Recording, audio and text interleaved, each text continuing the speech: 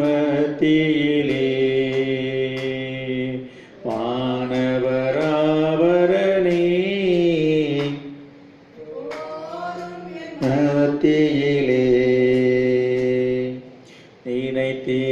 நினைத்தீராதினமதினில் M கர்த்தரே வருவீரே நினைத்தீராதினமதினில் M கர்த்தரே வருவீரே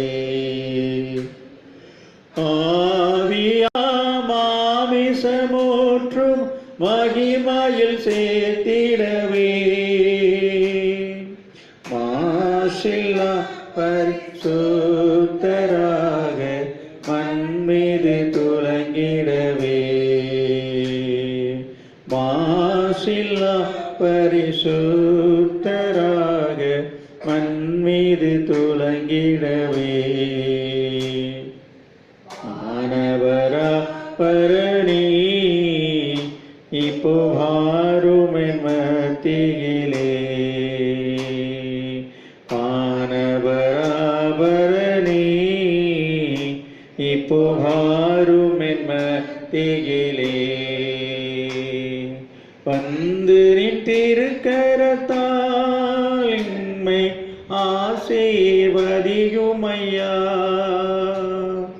எல்லா மகிமை கனமும் துதியும் ஏற்றிட வாருமையா எல்லா மகிமை கனமும் துதியும் ஏற்றிட வாருமையா வானவராபரணி இப்போ வாருமே மத்தியிலே ஆவரணி இப்போ வாருமே மத்தியிலே. கர்த்தர் நம்மை கிருபையாக இந்த 5 மாதம் நடத்தினவர் இந்த 6வது மாதத்துக்குள்ளும் நம்மை பிரவேசிக்கும்படி ஆண்டவர் நமக்கு கிருபை செய்திருக்கிறார். கர்த்தர் நம்மை நடத்தி வந்த பாதுகாத்து வந்த செய்த எல்லா நன்மைகளுக்காக நன்றி சொல்லி இந்த நாளின் ஆராதனை ஆசீர்வதிக்கும்படியாக ஜெபிப்போம்.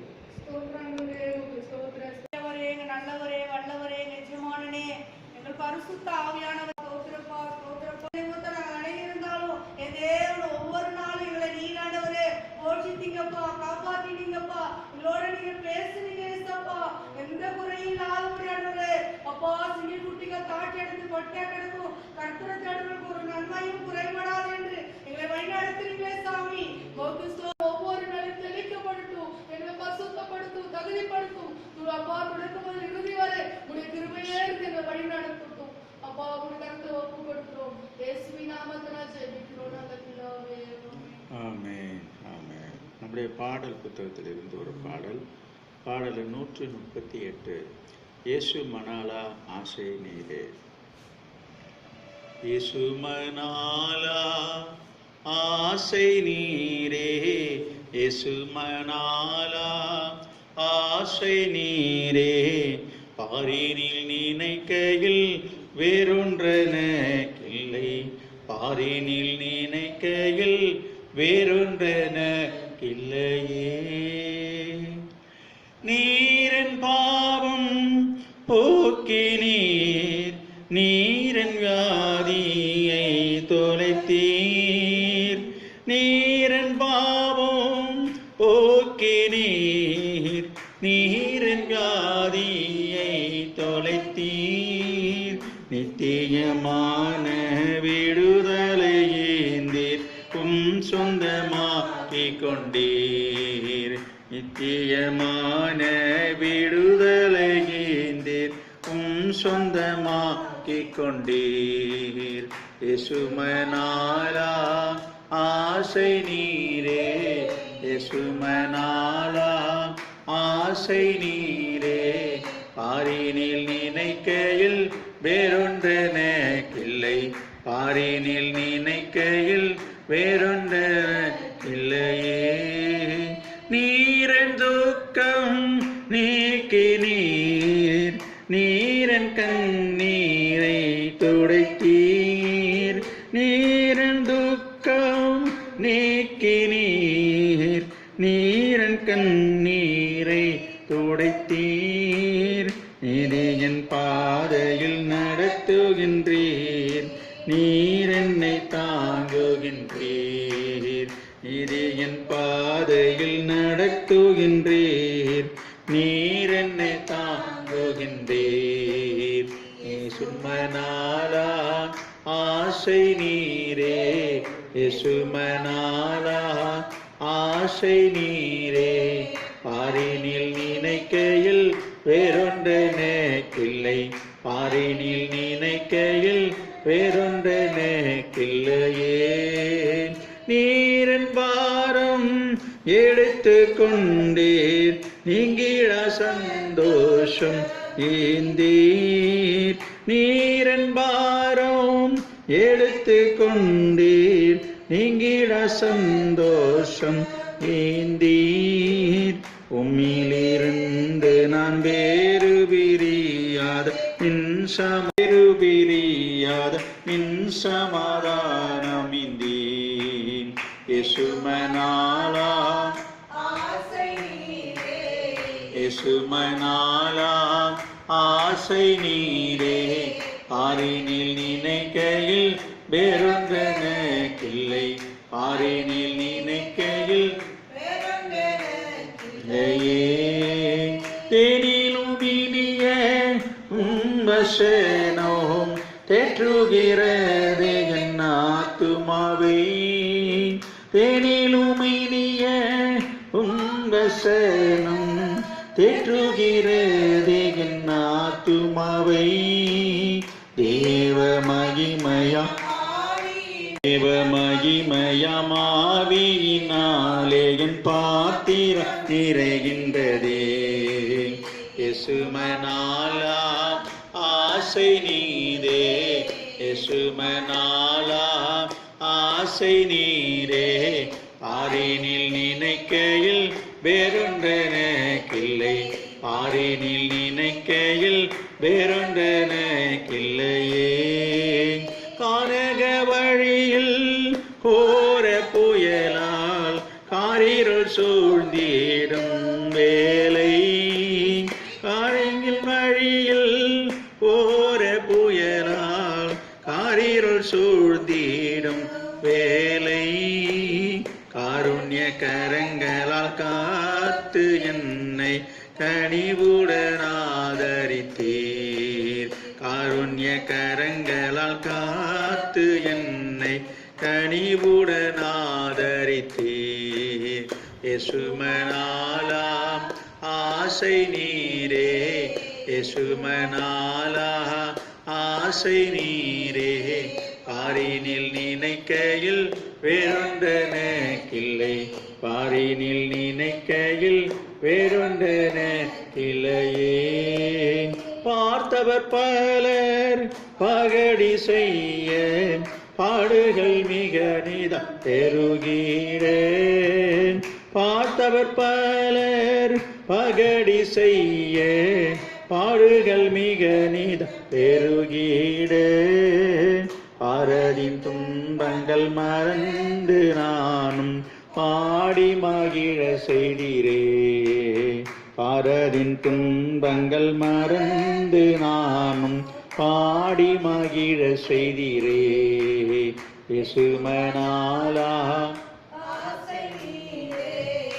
சுமனாலா ஆசை நீரே. பாரினில் நினைக்கையில் வேறொன்றெனக்கில்லை. பாரினில் நினைக்கையில் மீதில் வாடிடா என்னை வாழ்விக்கவே. வருமனாலாக மேகமீதில் வாடிடா என்னை வாழ்விக்கவே. வான்மூடி மன்னனம் நின்னோடு சேரவே வாஞ்சிக்குதே என் உள்ளம். வான்மூடி மன்னனம் நின்னோடு சேரவே வாஞ்சிக்குதே என் உள்ளம். சுமனாலா ஆசை நீரே. சுமனாலா ஆசை நீரே. பாரினில் நினைக்கையில் நினைக்கையில் வேறொன்றென இல்லையே. அல்லேலூயா. கர்த்தரை ஆராதிப்போம். அல்லேலூயா. அங்கங்கே இருக்கிற நீங்கள் என்னோடு கூட சேர்ந்து கர்த்தரை ஆராதிங்க. என்னோடு கூட ஜெபத்தில் இணைந்து கொள்ளுங்கள். கர்த்தரை நாம் ஒருமித்து கர்த்தருடைய நாமத்தை உயர்த்துவோம், அவரை மகிமைப்படுத்துவோம், அவரை கனப்படுத்துவோம், அவரை துதிப்போம், அவரை ஆராதிப்போம், அவரை சந்தோஷப்படுத்துவோம். ஹல்லேலூயா. தேவனுடைய சமூகம் நம் மத்தியில் இருக்கிறது. ஹல்லேலூயா. Praise the Lord. ஹல்லேலூயா. ஹல்லேலூயா. ஆமென். ஹல்லேலூயா. Praise the Lord. Praise the Lord. ஹல்லேலூயா. ஸ்தோத்திரம் ஆண்டவரே. Praise the Lord, hallelujah, hallelujah. Praise the Lord, praise the Lord. இயேசு மனாரா ஆசை நீரே. இந்த உலகத்திலே நான் பார்க்கும் பொழுது நினைக்கும் பொழுது வேறு ஒன்றையும் நினைப்பதற்கு இல்லை அப்பா. ஹல்லேலூயா. இந்த உலகத்திலே நாம் நேசிப்பதற்கும் ஆசை வைப்பதற்கும் அநேக காரியங்கள் உண்டு. அநேக காரியங்கள் இருக்கத்தான் செய்கிறது. அநேக காரியங்கள் நம்முடைய மனதிலே ஆசையை உண்டு பண்ணுகிறது. அதன் மீது ஒரு பாசத்தை நேசத்தை ஏற்படுத்துகிறது என்று உண்மைதான். ஆனால் எல்லாவற்றை விட ஹல்லேலூயா, ஹல்லேலூயா, praise the Lord, praise the Lord, நம்முடைய ஆசைக்கு உகந்தவர். ஹல்லேலூயா. நம்முடைய நேசத்துக்கு உரியவர். ஹல்லேலூயா. நம்முடைய ஆண்டவர் இயேசு ஒருவர் மாத்திரமே. ஹல்லேலூயா. Praise the Lord. நம்ம எல்லா விதமான இந்த உலகத்திலே காண்கிற பார்க்கிற அனுபவிக்க நமக்கு ஸ்தோத்திரம், ஸ்தோத்திரம். Praise the Lord, praise the Lord. ஹல்லேலூயா, ஹல்லேலூயா. ஸ்தோத்திரம் ஆண்டவரே, நமக்கு ஸ்தோத்திரம். வேறொரு ஆசை இல்லை இயேசு ராஜா, உம்மை தவிர, உம்மை தவிர. வேறொரு ஆசை இல்லை இயேசு ராஜா, உம்மை தவிர, உம்மை தவிர. பாதம் பணிந்து நான் உம்மையே தழுவினேன். உம் பாதம் பணிந்து நான் உம்மையே தழுவினேன். உம்மையே தழுவினேன். வேறொரு ஆசை இல்லை இயேசு ராஜா, உம்மை தவிர, உம்மை தவிர. சுகம் தந்தீரையா, பலன் தந்தீரையா. சுகம் தந்தீரையா, பலன் தந்தீரையா, பலன் தந்தீரையா. வேறொரு ஆசை இல்லை இயேசு ராஜா, உம்மை தவிர, உம்மை தவிர. வேறொரு ஆசை இல்லை இயேசு ராஜா, உம்மை தவிர, உம்மை தவிர. செய்த நன்மை நினைத்து துதித்து பாடி மகிழ்வே. செய்த நன்மை நினைத்து துதித்து பாடி மகிழ்வேன். துதித்து பாடி மகிழ்வேன். வேறொரு ஆசை இல்லை இயேசு ராஜா, உம்மை தவிர, உம்மை தவிர. ஹல்லேலூயா. Praise the Lord. ஆமென். ஆண்டவரே, வேறு ஒரு ஆசையும் இல்லையப்பா. அப்படி நம்ம பொய் சொல்ல முடியாது. ஆனால் நம்முடைய உள்ளத்திலே அப்படி ஒரு ஆசை உண்டாகும். அல்லேலூயா. உலகத்திலே இருப்பவர்களிலும் நம்முடைய உள்ளத்தில் இருப்பவர் ஒரு பெரியவர். Praise the Lord. அல்லேலூயா. Praise the Lord. யாதொருவன் என்னிடத்திலே வந்து தன்னுடைய தாயையோ தகப்பனையோ சகோதரனையோ சகோதரியோ என்னிலும் அதிகமாக நேசிக்கிறவன் எனக்கு பாத்திரவான் அல்ல என்று ஆண்டவர் சொல்லியிருக்கிறார். எனவே நம்ம அவரை விட நம்ம யாரையும் அதிகமாக நேசிக்கக்கூடாது. அப்படி நேசிக்கிறதை ஆண்டவர் விரும்பவும் இல்லை. எனவே இந்த நேரத்தில் ஆண்டவரை நாம் நோக்கி பார்த்து, அல்லேலூயா, பிரைஸ் தி லார்ட், ஆண்டவரே நான் உம்மை நேசிக்கிறேன், நான் உம்மை நேசிக்கிறேன் ஆண்டவரே, அப்பா உமக்கு ஸ்தோத்திரம், பிரைஸ் தி லார்ட், அல்லேலூயா, அல்லேலூயா, அல்லேலூயா. ஸ்தோத்திரம் ஆண்டவரே, ஸ்தோத்திரம் ஆண்டவரே, பிரைஸ் தி லார்ட், அல்லேலூயா, அல்லேலூயா, அல்லேலூயா. Praise the Lord. ரிபலதரதி ஷதலதுரதர பலபர ஓ ரிபலந்தரதி சந்தனமனதியா துலந்தலரியா துராகரபல ஓ ரிபலந்தரதி சந்தனமனதியா துராகரபலபர. Praise the Lord. உம்மோடு இருப்பதுதான் உள்ளத்தின் வாஞ்சையா, உம் சித்தம் செய்வதுதான் இதயத்தின் ஏக்கமையா. உம்மோடு இருப்பதுதான் உள்ளத்தின் வாஞ்சையா, உம் சித்தம் செய்வதுதான் இதயத்தின் ஏக்கமையா. ஏசையா உம்மைத்தானே என் முன்னே நிறுத்தி உள்ளேன். ஏசையா உம்மைத்தானே என் முன்னே நிறுத்தி உள்ளேன். உம்மோடு இருப்பதுதான் உள்ளத்தின் வாஞ்சையா, உம் சித்தம் செய்வதுதான் இதயத்தின் ஏக்கமையா.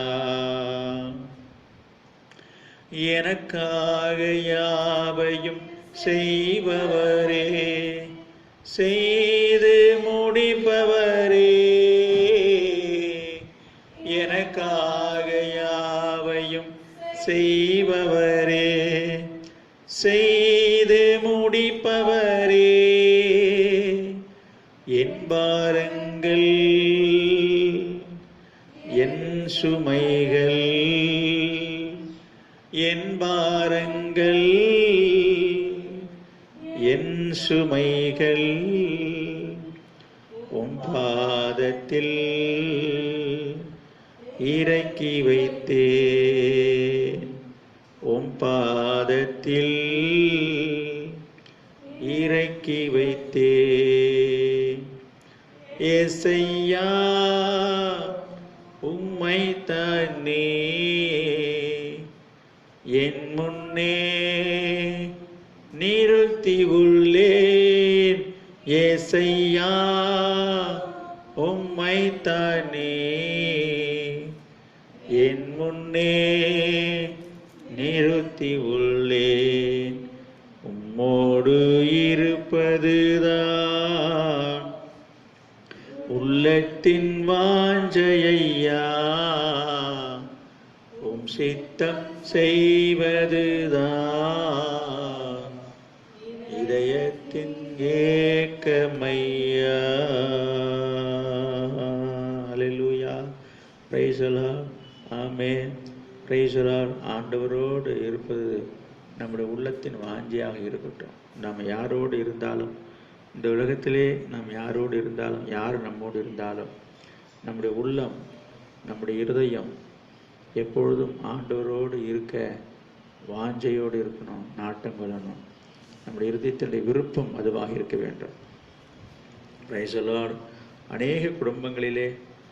அநேக குடும்பத்திலே புருஷன்மார்கள் குடும்ப சூழ்நிலை நிலைமையாக தூர தேசத்துக்கு சென்று பணிபுரிகிறார்கள்.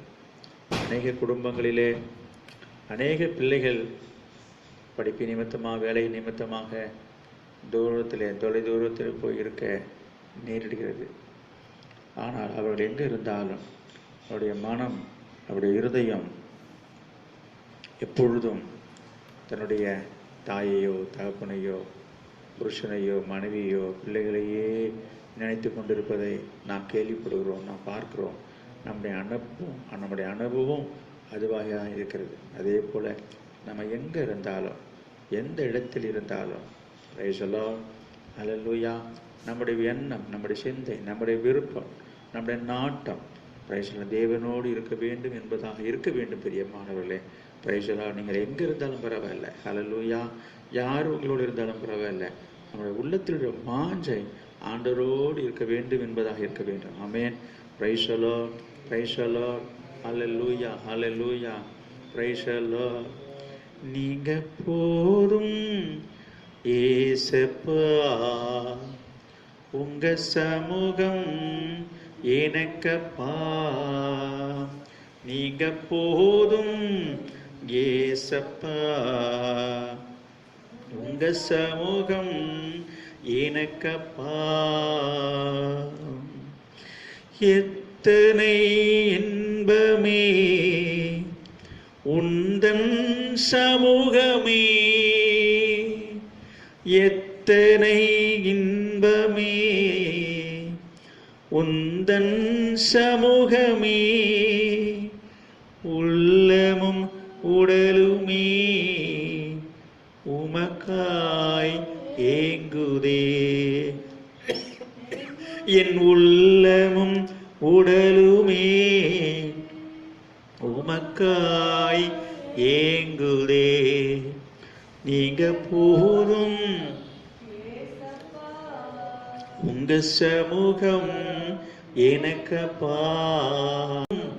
ஏசப்பா, உங்க சமூகம் எனக்கப்பா. அப்பா, உம் சன்னதியில் இப்போ நான் வந்து நிற்பேன். அப்பா, உம் சன்னதியில் இப்போ நான் வந்து நிற்பேன். திருமுகம் கண்டு நான் திருப்தியில் மூழ்குவேன். உம் திருமுகம் கண்டு நான் திருப்தியில் மூழ்குவேன். நீங்க போதும் ஏசப்பா, உங்க சமூகம் எனக்கப்பா. ஆமென், ஹல்லேலூயா. நம்ம எல்லாருடைய மனம், பிரைஸ் தி லார்ட், ஆங்காங்கே அந்தந்த கிராமங்களிலே கூடியிருக்கிற தேவனுடைய பிள்ளைகளை நம்ம எல்லாருடைய மனமும் என்றைக்கு எப்பொழுது நம்முடைய ஆலயம் திறக்கப்படும், எப்பொழுது நம்ம ஆராதனைக்கு வந்து ஆலயத்தில் வந்து ஆராதனையிலே ஆண்டவர் சமூகத்தில் வந்து நான் நிற்பேன். அப்பா, உம் சன்னதியிலே என்றைக்கு எப்பொழுது நான் வந்து நிற்பேன், உம்முடைய திருமுகத்தை கண்டு நான் திருப்தியிலே ஆமென், ஹல்லேலூயா. என்றைக்கு நான் ஒரு முகத்தை பார்ப்பேன், அவரை தரிசிப்பேன். தேவ பிள்ளைகளோடு தேவ ஜனங்களோடு சேர்ந்து என்றைக்கு எப்பொழுது நான் அவரை ஆராதிக்க போகிறேன். ஹல்லேலூயா. எல்லாருடைய மனதிலையும் அந்த எண்ணம் இருக்கத்தானே செய்கிறது, அந்த ஏக்கம் இருக்கத்தானே செய்கிறது, எல்லாருடைய உள்ளத்திலும் ஒரு தவிப்பு இருக்கத்தானே செய்கிறது. ஹல்லேலூயா, ஆமென், பிரைஸ் தி லார்ட். ஆண்டவர் நமக்கு போதுமானவராயிருக்கிறார். பிரைஸ் தி லார்ட், ஹல்லேலூயா. இயேசு நமக்கு போதுமானவராயிருக்கிறார். ஹல்லேலூயா. அப்பா, உம் சன்னதியில் எப்போ நான் வந்து நிற்பேன். ஹல்லேலூயா. அந்த ஆலயம் என்றைக்கு திறக்கப்படும், என்றைக்கு நான் தேவ ஜனங்களோடு சேர்ந்து தேவ சமூகத்திலே வந்து நான் ஆராதிக்க போகிறேன். நம்ம எல்லாருடைய ஏக்கத்தையும் ஆண்டவர் நிறைவேற்ற போகிறார்.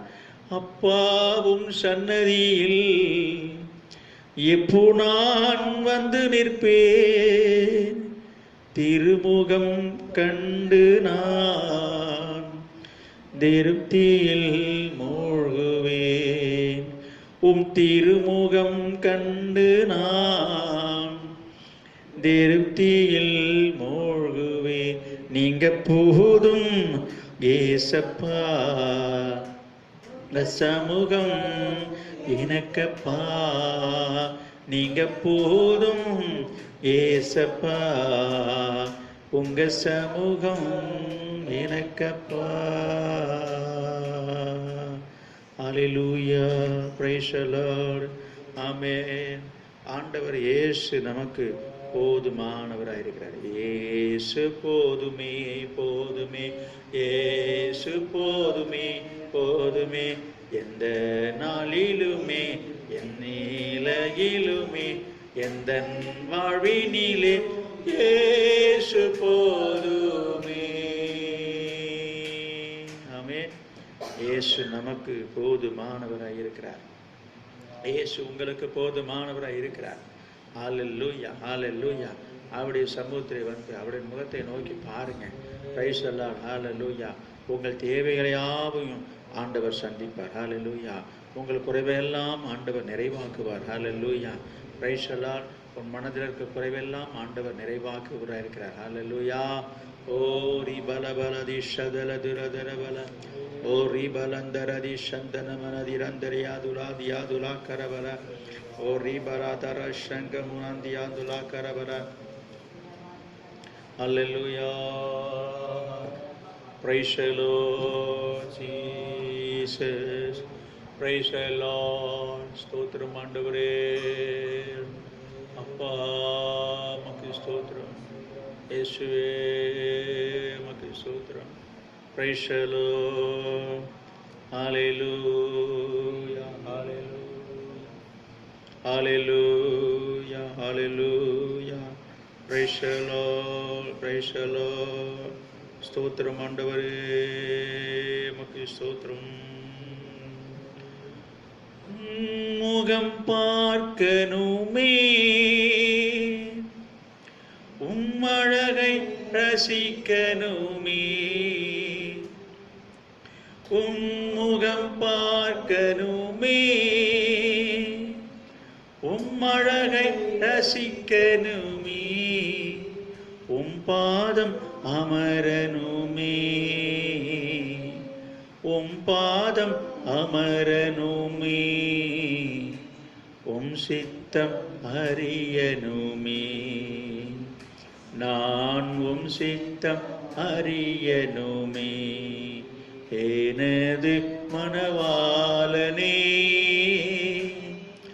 என் இதய ஏக்கமே, இனியவரே இயேசையா, உம்மைத்தான் தேடுகிறேன், நான் உம்மைத்தான் நேசிக்கிறேன்,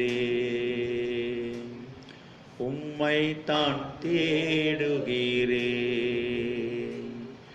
நான் உம்மைத்தான் நேசிக்கிறேன்.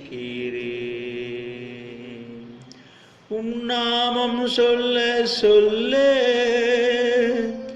என் உள்ளமெல்லாம் துள்ளுதையா, உம் நாமம் சொல்ல சொல்ல என் உள்ளமெல்லாம் துள்ளுதையா, உம் அன்பை பாட பாட, உம் அன்பை பாட பாட, இதயமெல்லாம் இனிக்குதையா, என் இதயமெல்லாம் இனிக்குதையா. மணவாளனே, நீயவரே செய்யா, உம்மைத்தான் தேடுகிறேன், நான் உம்மைத்தான் நேசிக்கிறேன். ஹல்லேலூயா, praise the Lord. Amen, Jesus. Hallelujah, hallelujah, hallelujah,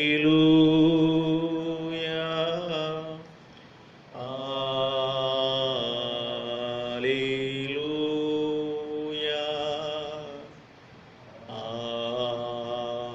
Alleluia.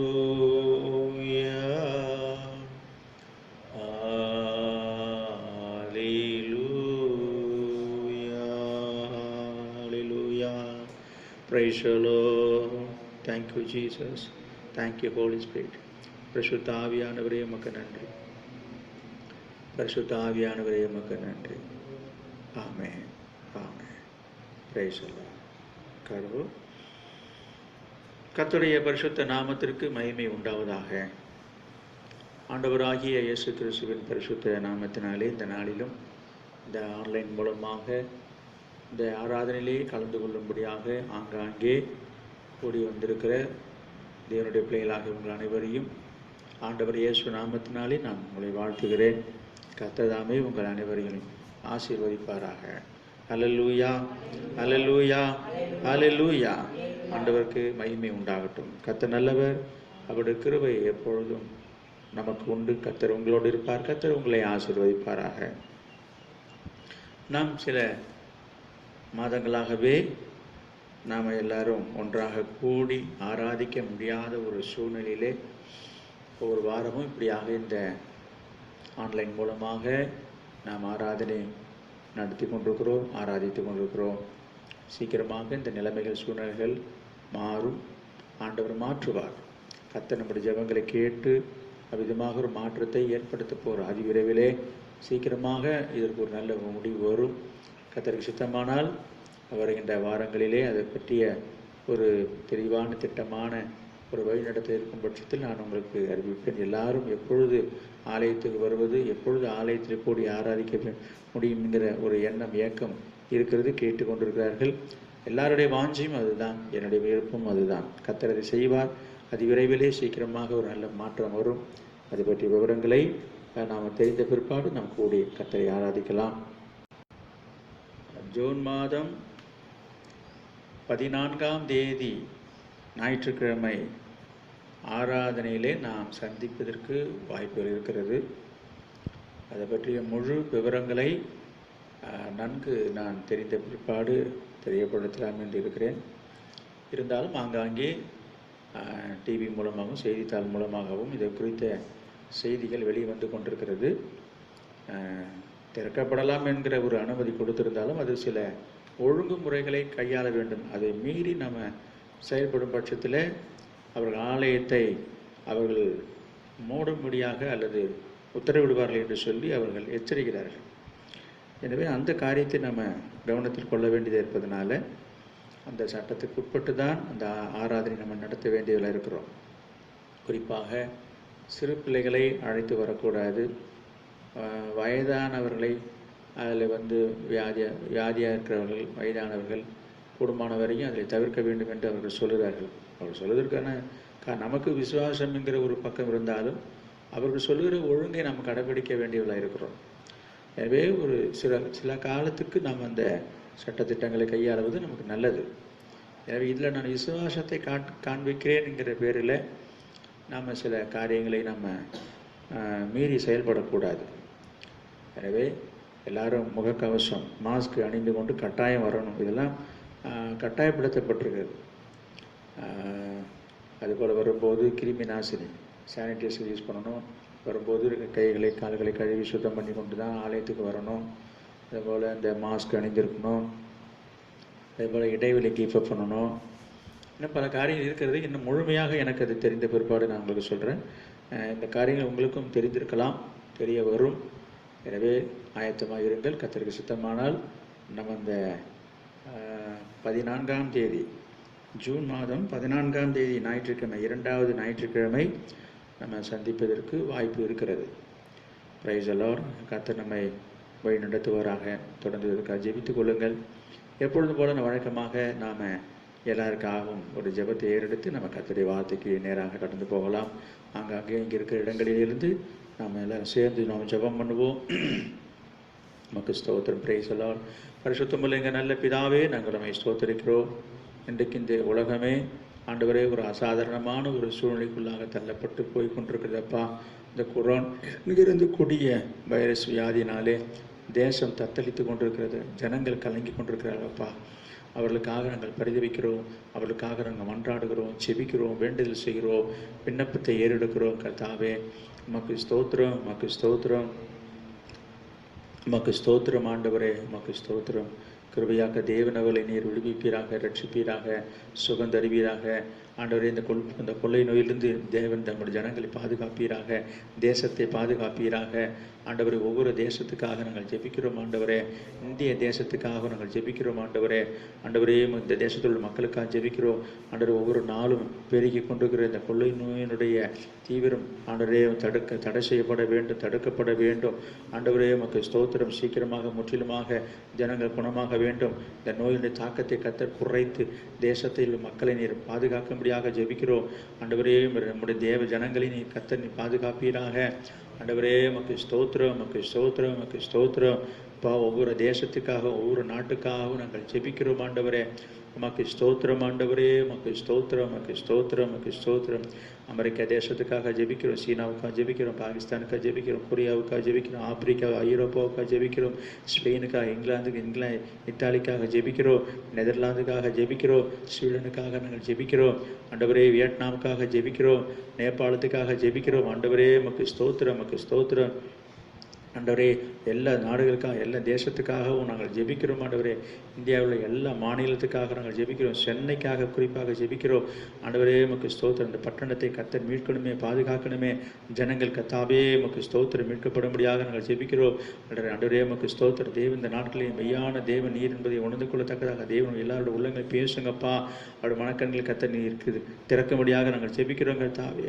உமக்கு ஸ்தோத்திரம், உமக்கு ஸ்தோத்திரம். நீர் கிருபை செய்யும் நாமத்தை மையப்படுத்தும். இயேசு நாமத்தை ஜெபிக்கிறோம் பிதாவே, ஆமென். கர்த்தர் நம்முடைய ஜெபங்களை கேட்டதற்காக கர்த்தரை நாம் ஸ்தோத்திரம் பண்ணுவோம். ஸ்தோத்திரம், ஸ்தோத்திரம், ஸ்தோத்திரம், ஸ்தோத்திரம், ஸ்தோத்திரம், ஸ்தோத்திரம், ஸ்தோத்திரம். கர்த்தர் உங்களை ஆசீர்வதிப்பாராக.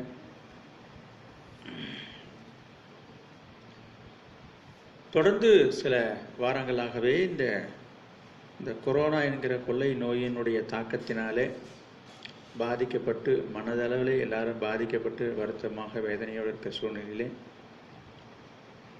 வேதாகமத்திலே அதை குறித்து ஆண்டவர் என்ன சொன்னார், சொல்லுகிறார், சொல்லியிருக்கிறார், நமக்கு என்ன சொல்ல வருகிறார் என்பதை பலவிதமான கோணங்களிலே நாம் செய்திகளை பார்த்து வருகிறோம். கடந்த வாரத்திலையும் கூட லோத்தினுடைய வாழ்க்கையை பற்றி நம்ம சுருக்கமாக சிந்தித்தோம்.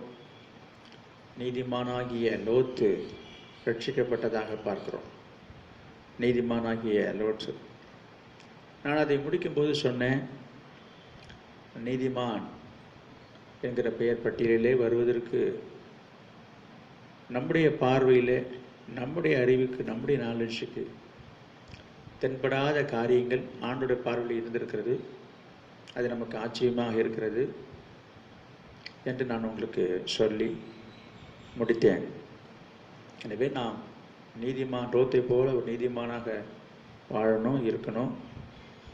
அது தேசத்துக்காக, அழிந்து போகிற ஆத்துமாக்களுக்காக நாம் ஜெபிக்கணும்.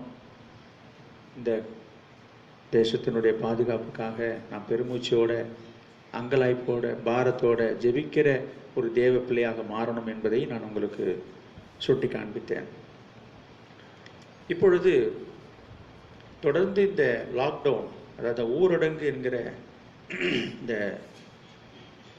சட்டம் தொடர்ந்து இந்த மாதம் முழுவதும் அது நீட்டிக்கப்பட்டிருக்கிறது. ஒரு சில தளர்வுகளோடு நீட்டிக்கப்பட்டாலும் தொடர்ந்து நம்ம இன்னும் அந்த லாக்டவுனில் தான் இருந்துட்டு இருக்கிறோம். இது எத்தனை காலம் இது நீட்டிக்கப்படும் என்று நமக்கு தெரியாது. சரி, கிட்டத்தட்ட நம்ம 2 மாதங்களுக்கு மேலாக அந்த லாக்டவுனில் நம்முடைய இடங்களிலே, நம்ம வீடுகளிலே சிறை வைக்கப்பட்டது போல நாம் இருந்திருக்கிறோம். இந்த 50 நாட்களுக்கு மேலாக, 2 மாதங்களுக்கு மேலாக நம்முடைய உலகம் முழுவதுமாக, நம்ம குறிப்பாக நம்முடைய இந்திய தேசத்திலையும் சரி, இந்த ஊரடங்கு என்கிறதான ஒரு நிலை தொடர்ந்து நீட்டிக்கப்பட்டு வந்தது நம்ம யாரும் அறிவோம். நாமும் வெளியில் எங்கும் அங்கும் அலையாமல் குடும்பமான வரைக்கும் எல்லாருமே வீடுகளிலே அடங்கி இருந்தோம். ஆங்காங்கே ஒவ்வொரு நம்ம வெளியிலே சென்றாலும் கூட சுதந்திரமாக நாம் எதையும் செயல்படுத்த முடியாதபடிக்கு நாம் கட்டி வைக்கப்பட்டிருந்தோம். நாம் யாவரும் அறிந்த ஒரு காரியம்தான். இருக்கட்டும். எனவே இந்த நாட்களிலே ஆண்டவர் இந்த காரியத்தை அனுமதித்ததில் பல காரணங்கள் இருக்கிறது. அதில் ஒரு காரணம், ஆண்டவர் நம்மையும் நம்முடைய சபையும் ஆண்டவர் சுத்திகரிக்க விரும்புகிறார். எரேமியா 33ஆம் அதிகாரம் 8ஆம் வசனத்தை நாம் பார்த்தோம் என்று சொன்னால், எரேமியா 33ஆம் அதிகாரம் 8வது வசனத்தை நாம் இவ்விதமாக வாசிக்கிறோம். அவர்கள் எனக்கு விரோதமாய் குற்றம் செய்த அவர்களுடைய எல்லா அக்கிரமங்களுக்கும் அவர்களை நீங்களாக்கி சுத்திகரித்து, அவர்கள் எனக்கு விரோதமாய் குற்றம் செய்து எனக்கு விரோதமாய் துரோகம் பண்ணின அவர்களுடைய எல்லா அக்கிரமங்களையும் மன்னிப்பேன். என்ன ஒரு அருமையான வசனம் பாருங்க. ஆண்டவர் எனக்கு இந்த வார்த்தையை இன்றைக்கு காலையில் எனக்கு இதை கொடுத்தார். அவர்கள் எனக்கு விரோதமாய் குற்றம் செய்த அவர்களுடைய எல்லா அக்கிரமங்களுக்கும் அவர்களை நீங்களாக்கி சுத்திகரித்து அவர்கள் எனக்கு விரோதமாய் குற்றம் செய்து எனக்கு விரோதமாய் துரோகம் பண்ணின அவர்களுடைய எல்லா அக்கிரமங்களையும் மன்னிப்பேன். என்ன ஒரு ஆறுதலான, ஒரு சமாதானமான, ஒரு ஆசீர்வாதமான ஒரு வார்த்தை. கர்த்தர் இந்த 60 நாட்களுக்கு மேலாக இந்த ஊரடங்கு, லாக்டவுன், இந்த சபையே முடக்கி வைத்திருக்கிறார். சபையில் கூடி நம்ம ஆராதிக்க முடியாத ஒரு சூழ்நிலை. விசுவாச மக்கள் அனைவரும் அவர்களுடைய வீட்டிலேயே முடங்கி இருந்த ஒரு நிலைமையை நாம் பார்க்கிறோம். நம்ம கூடி ஆராதிக்க முடியல, ஆலயத்துக்கு வர முடியல. இப்படிப்பட்ட சூழ்நிலையிலே ஆண்டவர் ஒரு காரியத்தை செய்திருக்கிறார். என்ன காரியம் செய்திருக்கிறார் என்பதை சொல்லி நான் சொன்னால் உங்களுக்கு புரியும். இப்பொழுது நம்முடைய தேசத்திலே மாத்திரமல்ல, உலகத்திலேயும், உலக அளவிலையும் சரி, ஒரு சர்வே எடுத்திருக்கிறார்கள். இந்த 60 நாட்களுக்கு மேலாக இந்த ஊரடங்கை இந்த அரசாங்கம் கடைபிடித்ததனால பல நன்மைகள் ஏற்பட்டிருப்பதாக சொல்கிறார்கள். முதலாவது, இந்த ஓசோன் என்கிற வானத்தில் இருக்கிற விண்வெளியில் இருக்கிற அந்த ஓசோன் அந்த மண்டலத்தில் ஏற்கனவே ஓட்டை விழுந்திருப்பதாக சொன்னார்கள். அது உங்களுக்கு சிலருக்கு தெரிஞ்சிருக்கும். பல காலங்களாகவே ஓசோன் அந்த மண்டலத்திலே ஓட்டை விழுந்திருக்கிறது. அதனால் அல்ட்ராவயலட் புற ஊதா கதிர்கள் அதிகமாக இந்த தேசத்திலே வந்து இந்த உலகத்தில் உள்ள ஜனங்களை அதிகமாக தாக்கும், பாதிக்கும். இதுக்கெல்லாம் காரணம் சுற்றுச்சூழல் சரியில்லை என்று சொன்னார்கள். இப்போ பாருங்க, இந்த 60 நாட்களில் நடந்த ஒரு காரியம் என்னவென்று சொன்னால், அந்த ஓசோன் அந்த மண்டலத்தில் ஏற்பட்டிருக்க இந்த விரிசல், இந்த ஓட்டையாகப்பட்டது சுருங்கி வந்து ஏற்கனவே இருந்த அந்த விரிசல் எல்லாம் சுருங்கி அவர்கள் மூடியிருப்பதாக ஆராய்ச்சியாளர்கள் கண்டுபிடித்து சொல்லியிருக்கிறார்கள். நாம் இது பார்க்கல, ஆனால் ஒரு நல்ல காரியம் நடந்திருக்குது பாருங்க. இந்த விண்வெளியிலே, ஆகாயத்திலே இருக்கிற அந்த காற்றில் இந்த மாசுகள்லாம் குறைந்ததுனால அந்த ஓட்டைகள்லாம் மறைந்திருக்கிறதாக சொல்லுகிறார்கள். அடுத்ததாக, தேசமெங்கும் உள்ள எல்லா நதிகளும் புனித நதி என்று சொல்வார்கள். சாக்கடை போல ஓடின தண்ணீரெல்லாம் இன்றைக்கு சுத்திகரிக்கப்பட்ட நீராக, குடிப்பதற்கு உகந்த குடிநீரை போல சுத்தமாக்கப்பட்ட நீராக ஆற்றில் போவதாக சொல்லுகிறார்கள். நான் இந்த செய்தியை படித்தேன். பாருங்க, இந்த பலவிதமான ரசாயன கழிவுகளால் எல்லா நதி நீர்களும் மாசடைந்து காணப்பட்டது. ஆனால் இந்த நாட்களிலே நதி நீர்கள் எல்லாம் சுத்தமாக்கப்பட்டு குடிப்பதற்கு ஏற்ற அளவுக்கு ஒரு சுத்தமான நீராக காணப்பட்டதாக இன்றைக்கு கண்டறிந்து சொல்லுகிறார்கள். அடுத்ததாக, காற்றில் இருந்த மாசுகள், அதாவது வாகனங்கள், பஸ்ஸு, ட்ரெயின், 2 வீலர், காரு, இதெல்லாம் அதிகமாக பயணிக்கும் பொழுது அந்த அதுலேருந்து, அந்த என்ஜின்லேருந்து வெளியில் வருகிறதான அந்த புகை இருக்குது பாருங்கள், அது வந்து இந்த உலகத்தில் உள்ள காற்றையெல்லாம் மாசுபடுத்தி விடுகிறது. Carbon di oxide. இதனால் வந்து பசுமை பாதிக்கப்படும். மரம், செடி, கொடிகள் முதல் கொண்டு அது பாதிக்கப்படக்கூடியது, மனிதர்களுக்கும் பாதிப்பை ஏற்படுத்தக்கூடியது. இந்த பயன்பாடெல்லாம் இந்த 60 நாட்கள் குறைக்கப்பட்டது நிமித்தமாக இன்றைக்கு நம்ம சுவாசிக்கிற இந்த காற்று இன்றைக்கு சுத்தமாக இருக்கிறது என்று சொல்லி வல்லுநர்கள் சொல்லுகிறார்கள். யோசிச்சு பாருங்க, எவ்வளவு நல்லது நடந்திருக்கு பாருங்க. இந்த நாட்கள்ல ஆண்டவர் காற்றை தூய்மைப்படுத்தியிருக்கிறார், தண்ணீரை சுத்திகரித்திருக்கிறார், ஓசோன் மண்டலத்தை ஆண்டவர் சரிப்படுத்தியிருக்கிறார். மரம் இன்றைக்கு எல்லாம் பசுமையாக இருக்கிறதாம். இந்த கார்பன் டை ஆக்சைடு தாக்கம் அதிகமாக இல்லாதனால இன்றைக்கு எங்கும் பசுமை புரட்சிகள். இதனால் மிருகங்கள், ஜீவராசிகள், விலங்குகள் எல்லாம் இன்றைக்கு சுதந்திரமாக அவர்கள் அங்கும் இங்குமாக செல்லும் அளவுக்கு அவர்களுக்கெல்லாம் ஆண்டவர் ஒரு அனுகூலமான காரியத்தை செய்திருப்பதாக நாம் பார்க்கிறோம். இப்படி நம்ம கண்ணுக்கு தெரியாத சில காரியங்கள் இன்றைக்கு நடந்திருக்கிறது. இப்போ நம்ம காற்றில் மாசு இருந்தது, இப்போ இல்லைன்றது உங்கள் கண்ணுக்கு தெரியுதா? இல்லை. இதை ஒருவர் ஆராய்ச்சி செய்து கண்டறிந்து சொன்னதை நம்ம நம்புகிறோம். அது உண்மையான குற்றம் கூட. யாரோ ஒருவர் பார்த்து அதை சொல்லுகிறார்கள், அது உண்மைதான். இப்படி ஆண்டவர் இந்த உலகத்திலே, இயற்கையிலே இப்படி ஒரு மாற்றத்தை அவர் செய்திருப்பார். ஆனால் இயற்கையிலே ஆண்டவர் ஒரு சுத்திகரிப்பை உண்டு பண்ணி இருப்பார் என்று சொன்னால் நல்லா யோசிச்சு பாருங்க. விண்வெளியை, ஆகாயத்தை, காற்றை, தண்ணீரை, என மரங்களை, இப்படி எல்லாவற்றையும் சுத்திகரித்த ஆண்டவர் சபையை சுத்திகரிக்காமல் இருப்பாரா? ஆலயத்தை அவர் சுத்திகரிக்காமல் இருந்திருப்பாரா? நிச்சயமாக இந்த நாட்களிலே ஆலயத்தை, சபையை ஆண்டவர் சுத்திகரித்திருப்பார். ஆலயம் என்று சொல்லும் பொழுது கட்டிடத்தை ஆண்டவர் கூட்டி பெருக்கி சுத்தமாக வைத்திருப்பார் என்ற அர்த்தம் அல்ல.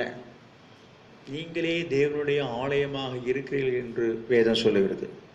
எனவே ஆலயத்தில் இருக்கிற அங்க வகிக்கிற விசுவாசிகளாகிய தேவனுடைய பிள்ளைகளின் வாழ்க்கையிலே ஆண்டவர் ஒரு சுத்திகரிப்பை ஏற்படுத்தியிருப்பார். நம் ஆலயத்துக்கு வராமல் போனாலும் ஆண்டவர் சபையை பரிசுத்தமாக்கி இருக்கிறார். ஒருவேளை இது நம்முடைய கண்களுக்கு தெரியாமல் இருக்கலாம். நீங்க கேட்கலாம், இது எப்படி என்று. நமக்கு தெரியல தான்.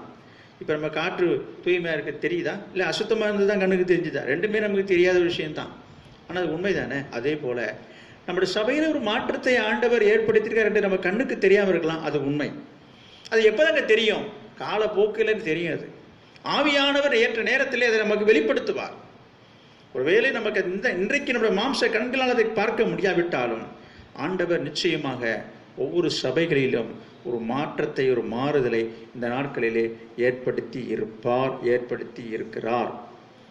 எனவே எதற்காக ஆண்டவர் இந்த லாக்டவுன், இந்த நாட்களை ஆண்டவர் நீடித்துக் கொண்டிருக்கிறார் என்று சொன்னால் பாருங்க, உலகத்தில் ஒரு மாற்றத்தை ஏற்படுத்துவதற்காக அதை பயன்படுத்துகிறார். அதே போல ஒவ்வொரு தேவனுடைய மனுஷனுடைய வாழ்க்கையும் உள்ளத்திலையும் ஒரு மாற்றத்தை ஏற்படுத்த, ஒரு சீர்திருத்தத்தை ஏற்படுத்த, ஒரு சுத்திகரிப்பை ஏற்படுத்த, ஒரு பரிசுத்தத்தை உருவாக்குவதற்காகவே ஆண்டவர் இந்த நாட்களிலே இந்த காரியத்தை செய்கிறார், செய்து கொண்டிருக்கிறார், செய்ய போகிறார். நீங்க கொஞ்சம் யோசித்து பாருங்க. இந்த நாட்களிலே ஆண்டவர் உங்கள் வாழ்க்கையிலே என்ன மாற்றத்தை செய்திருக்கிறார்? ஆண்டவர் ஒவ்வொரு தேவ மனுஷனுடைய வாழ்க்கையிலையும் அவனை தெரிந்து கொள்வதற்கு முன்பதாக அல்லது அவளை பயன்படுத்துவதற்கு முன்பதாக ஒரு சில டெஸ்ட் வைக்கிறார். ஒரு சோதித்து ஆண்டவர் சிலரை தெரிந்து கொள்கிறார். உதாரணத்துக்கு நான் சொல்ல வேண்டும் என்று சொன்னால், ஏசாவுக்கு ஒரு டெஸ்ட் வைத்தார். என்ன டெஸ்ட் என்று சொன்னால், ஒன்றில் ஒரு கூழை கொடுத்து பார்த்தாரு, அதில் விழுந்துட்டான், முடிஞ்சிச்சு. அந்த டெஸ்ட்டில் அவன் ஃபெயில் ஆகிட்டான். யூதாசுக்கு ஒரு டெஸ்ட் வந்தது, 30 வெள்ளி காசு, விழுந்துட்டான், போச்சு, அதில் அவனுக்கு தோல்வி. இப்படி ஆண்டவர் ஒவ்வொரு தேவ பிள்ளையினுடைய வாழ்க்கையிலும் சில நேரங்களிலே சில சோதனைகளை வைத்து அதன் மூலமாக சிலரை ஆண்டவர் தெரிந்து கொள்கிறார். அதில் ஒரு சம்பவத்தை நான் உங்களுக்கு சொல்ல விரும்புகிறேன். நியாயாதிபதிகள் 7ஆம் அதிகாரம் 4ஆம் வசனம், 4, 5 உள்ள வசனங்களை நாம் பார்ப்போம். நியாயாதிபதிகள் 7ஆம் அதிகாரத்திலையும் கூட பாருங்க, அங்கு ஆண்டவர் ஒரு சோதனையை, ஒரு டெஸ்ட் வைக்கிறதை பார்க்கிறோம். என்ன டெஸ்ட் வைக்கிறார் பாருங்க. 7ஆம் அதிகாரத்தில் 4 வாசித்தால் அந்த காரியம் நமக்கு விளங்கும். நியாயாதிபதி ஜனங்கள் இன்னும் அதிகம் அவர்களை தண்ணீரண்டைக்கு இறங்கி போக பண்ணி அங்கே அவர்களை பரீட்சிக்க காட்டுவேன். நியாயாதிபதிகளிலே ஒரு சம்பவத்தை நான் பார்க்கிறோம். ஆண்டவர் கிதியோனை பார்த்து சொல்றார், அவருக்கு எதிராக மீதியானியர்கள்லாம் பாளையம் இறங்கினதும் எல்லாம் பயந்து கலங்கி ரொம்ப கலக்கத்தோடு இருக்கிறாங்க. அப்போ ஆண்டவர் சொல்றாரு, நான் மீதியானரை உன்னோடு இருக்கிற ஜனத்தின் கையிலே நான் ஒப்பு கொடுக்க போறேன். என் கை என்னை ரட்சித்தது என்று இஸ்ரவேல் எனக்கு விரோதமாக வீம்பு பேசுகிற இடமாகும். ஆகையால் பயமும் திகிலும் உள்ளவன் எவனோ அவன் திரும்பி கீழையாத்து மலையிலிருந்து விரைவாக ஓடி போக கடவன். நீ என் ஜனங்களின் செவிகள் கேட்க பிரசித்திப்படுத்து. அப்பொழுது ஜனத்தில் 20,000 பேர் திரும்பி போய்விட்டார்கள், 10,000 பேர் மீதியாயிருந்தார்கள். 10,000 பேர் இருந்தாங்க. ஆண்டவர் சொல்றாரு கிதியோன்ட்ட, நீ என்ன செய்யறப்ப இருக்கிறது எவ்வளோ பேர்? ஆமாம், கர்த்தர் கிதியோனை நோக்கி, ஜனங்கள் இன்னும் அதிகம், அவர்களை தண்ணீரண்டை இறங்கி போக பண்ணு. நீ என்ன செய்யற, இந்த ஜனங்களை தண்ணீரண்டை போக சொல்லு, அங்கே அவர்களை பரீட்சித்து காட்டுவேன். இங்கே நான் ஒரு டெஸ்ட் வச்சு இந்த ஜனங்களை நான் என்ன செய்ய போறேன், நான் தெரிந்து கொள்ள போறேன். உன்னோடு கூட பரீட்சித்து காட்ட, உன்னோடு கூட வரலாம் என்று நான் யாரை குறிக்கிறேனோ அவன் உன்னோடு கூட வரக்கடவன். உன்னோடு கூட வரலாகாது என்று நான் யாரை குறிக்கிறேனோ அவன் உன்னோடு கூட வரக்கூடாது.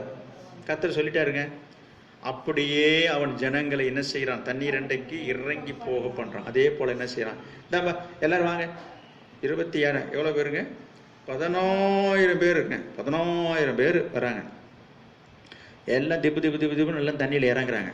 பாருங்க என்ன சொல்றாரு, இறங்கி போக பண்ணினான். அப்பொழுது கர்த்தர் கிதியோனை நோக்கி சொல்ற, தண்ணீரை ஒரு நாய் நக்கும் பிரகாரமாக அதை தன் நாவினாலே நக்குகிறவன் எவனோ அவனை தனியையும், குடிக்கதற்கு முழங்கால் ஊன்றி குனிகிறவன் எவனோ அவனை தனியையும் நிறுத்து என்றார்.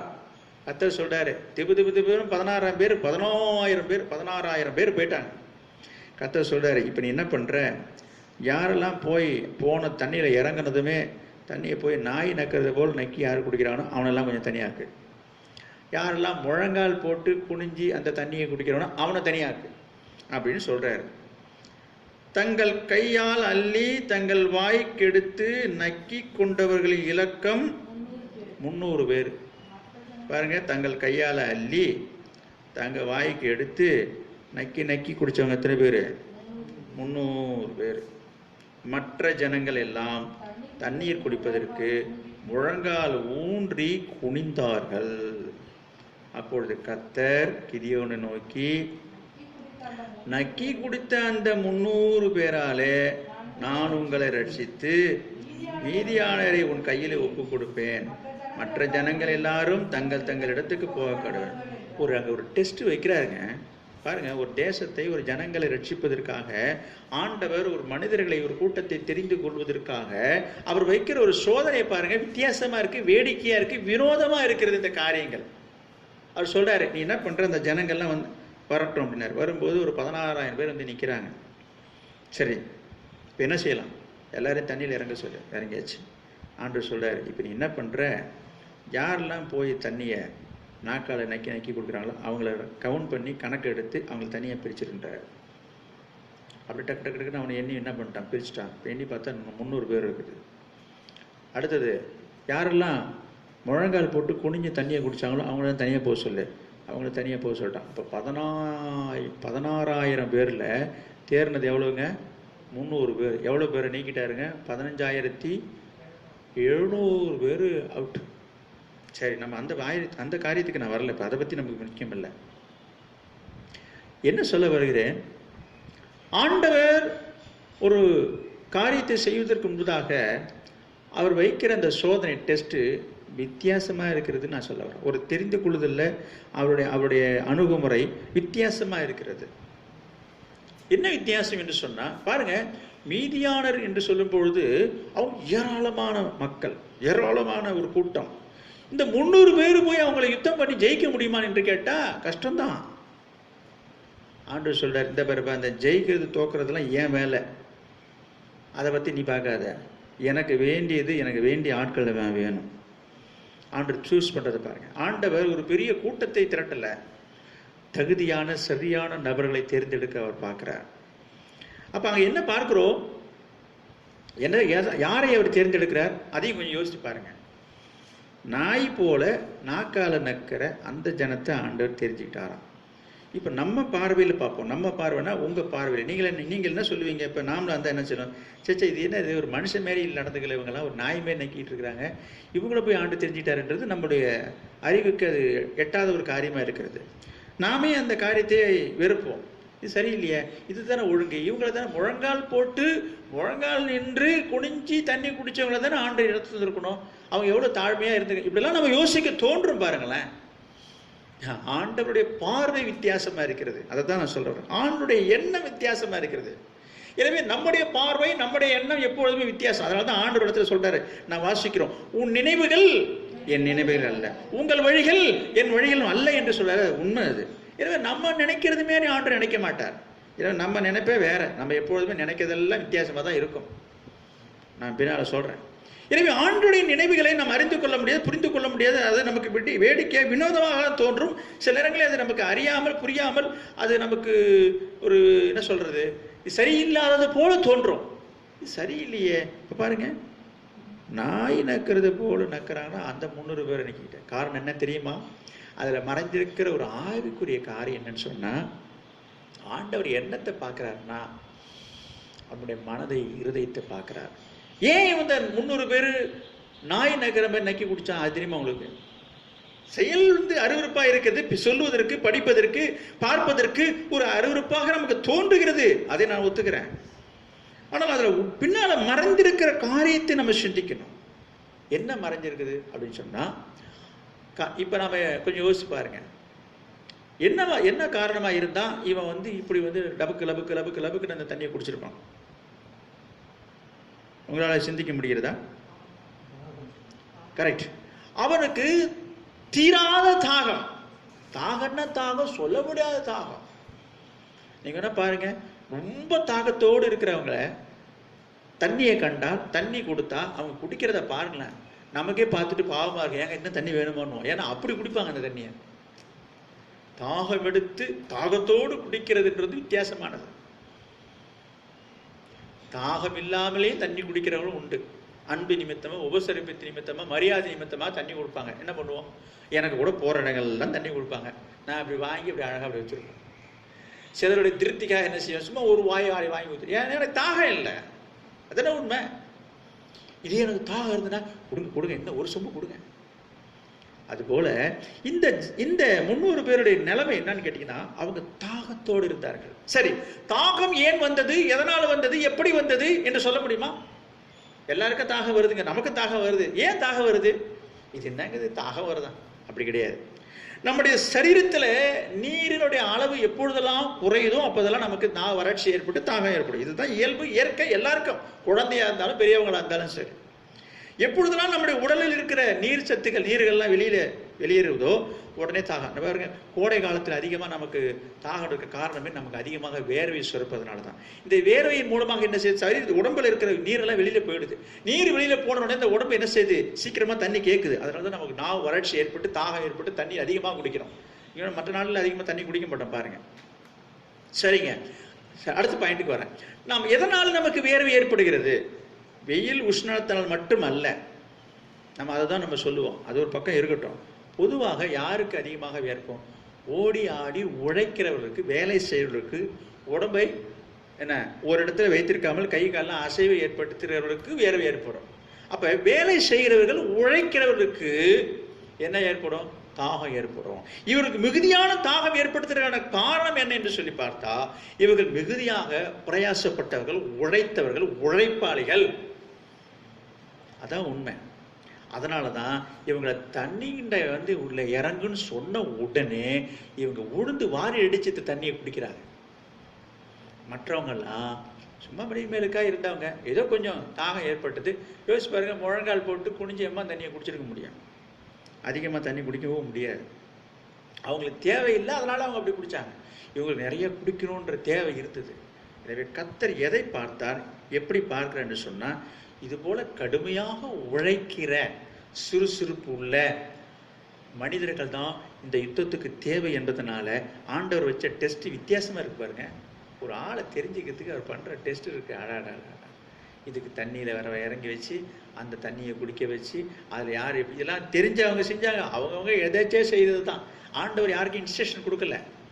ஆனால் கர்த்தர் என்ன சொல்கிறாரு, கிதியோன்ட்ட சொல்கிறாரு, தப்பா இந்த மாதிரி 2 தரமாக வந்து குடிப்பாங்க, அதை மட்டும் நீ அடையாளம் கண்டுபிடிச்சி நீ இதை மட்டும் செய்யன்றாரு. ஆனால் காரணத்தை சொல்லலை. இப்போ இந்த காரணத்தை நம்ம தான் கண்டுபிடிக்கிறோம். அப்புறம் என்ன சொல்கிறாரு படிங்க, 7ஆம் வசனம். அப்பொழுது கர்த்தர் கிதியோனை நோக்கி, கிதியோனை நோக்கி, குடித்த அந்த 300 பேராலே நான் உங்களை ரட்சித்து மீதியானியரை உன் கையில் ஒப்புக் கொடுப்பேன். பார்த்தீங்களா? இங்கே பாருப்பா, நீ அந்த கும்பலை பார்க்காத, கூட்டத்தை பார்க்காத, எண்ணிக்கையை பார்க்காத, இந்த 300 பேர் போதும்ப்பா. இவங்க நல்ல உழைக்கிறவங்க, நல்ல வேலை செய்கிறவங்க, யுத்தத்துக்கு லாய்க்கிற உண்மை அதுதான். சும்மா கணக்குக்காக எண்ணிக்கைக்காக உட்காந்துட்டு என்ன சொல்கிறது, சோம்பேறிகளையும் சாப்பாடு ராமனை வச்சுட்டு என்ன போதும்? எப்போ பார்த்தாலும் சாப்பிட்டு மொண்டுக்கிட்டு விட நல்லா சின்சியராக உழைக்கிற, சுறுசுறுப்பாக இருக்கிற, யுத்தத்துக்கு லாய்க்காக இருக்கிறது தான் போதும். இருக்கான் அந்த அடிப்படையில் தான் ஆண்டவங்க சூஸ் பண்ணுறார். அதே போல் ஆண்டவர் செய்கிறார். அதற்கு அவர் கையாண்ட முறையை நான் சொல்ல வருகிறேன். சரி, நான் விஷயத்துக்கு வருகிறேன். இதுபோல் இன்றைக்கு ஆண்டவர் உங்களுடைய வாழ்க்கையில, இந்த சபையிலையும் சரி, இந்த லாக்டவுன் காலங்களிலே ஆண்டவர் உங்களுக்கு ஒரு டெஸ்ட் வைத்திருக்கிறார். உங்களை ஆண்டவர் சுத்திகரிக்கும்படியாக ஒரு டெஸ்ட் வைத்திருப்பார். அது என்னன்றது உங்களுக்கு தான் தெரியும். உங்களை நீங்களே ஆராய்ந்து பாருங்க. நீங்க ஆண்டவர் உங்களை தெரிந்து கொள்வதற்காக, உங்களை செலக்ட் பண்ணுவதற்காக, உங்களை சுத்திகரிப்பதற்காக பலவிதமான டெஸ்ட் வைத்திருப்பார். அதை ஆண்டவர் எப்படி அந்த டெஸ்ட் வைத்தார் என்பது அந்த டெஸ்ட் அட்டன் பண்ணவங்களுக்கு தான் தெரியும். எல்லாருக்கும் ஒரே மாதிரி காரியங்களை ஆண்டவர் செய்திருக்க மாட்டார். பாருங்க என்ன செய்திருப்பார்கள் என்று சொன்னால், இந்த 3 விதமான மக்களை நம்ம பார்க்க முடியும். எப்படின்னா, இந்த லாக்டவுன் நாட்களில் பாருங்க, விசுவாசியில் இருந்த கூட்டத்தில் ஒரு கூட்டம் இந்த தண்ணீரை நக்கி கொடுத்த கூட்டத்தை போல ஒரு தாகம். என்ன தாகம்? ஐயோ, ஆலயம் மூடப்பட்டு கிடக்குது, ஆராதனைக்கு போக முடியலையே, ஆலயத்துக்கு போக முடியலையே, எப்போ இந்த ஆலயம் திறக்கப்படும், எப்போ இந்த சூழ்நிலைகள் மாறும், என்றைக்கு நான் ஆண்டு சமூகத்தில் போய் நிற்பேன், என்றைக்கு நான் ஆலயத்தில் போய் கர்த்தரை நான் ஆராதிப்பேன். ஒரு தாகம், ஒரு தவிப்பு. இந்த தாகம் தவிப்பு மட்டும் இருந்தால் போதாது, அதற்காக ஜெபிக்கிற, பெருமூச்சோடு பாரத்தோடு ஜெபிக்கிற ஒரு தேவ பிள்ளையாக அநேகர் இருந்திருக்க கூடும். ஆண்டவர் அப்படி மாற்றி இருப்பார்.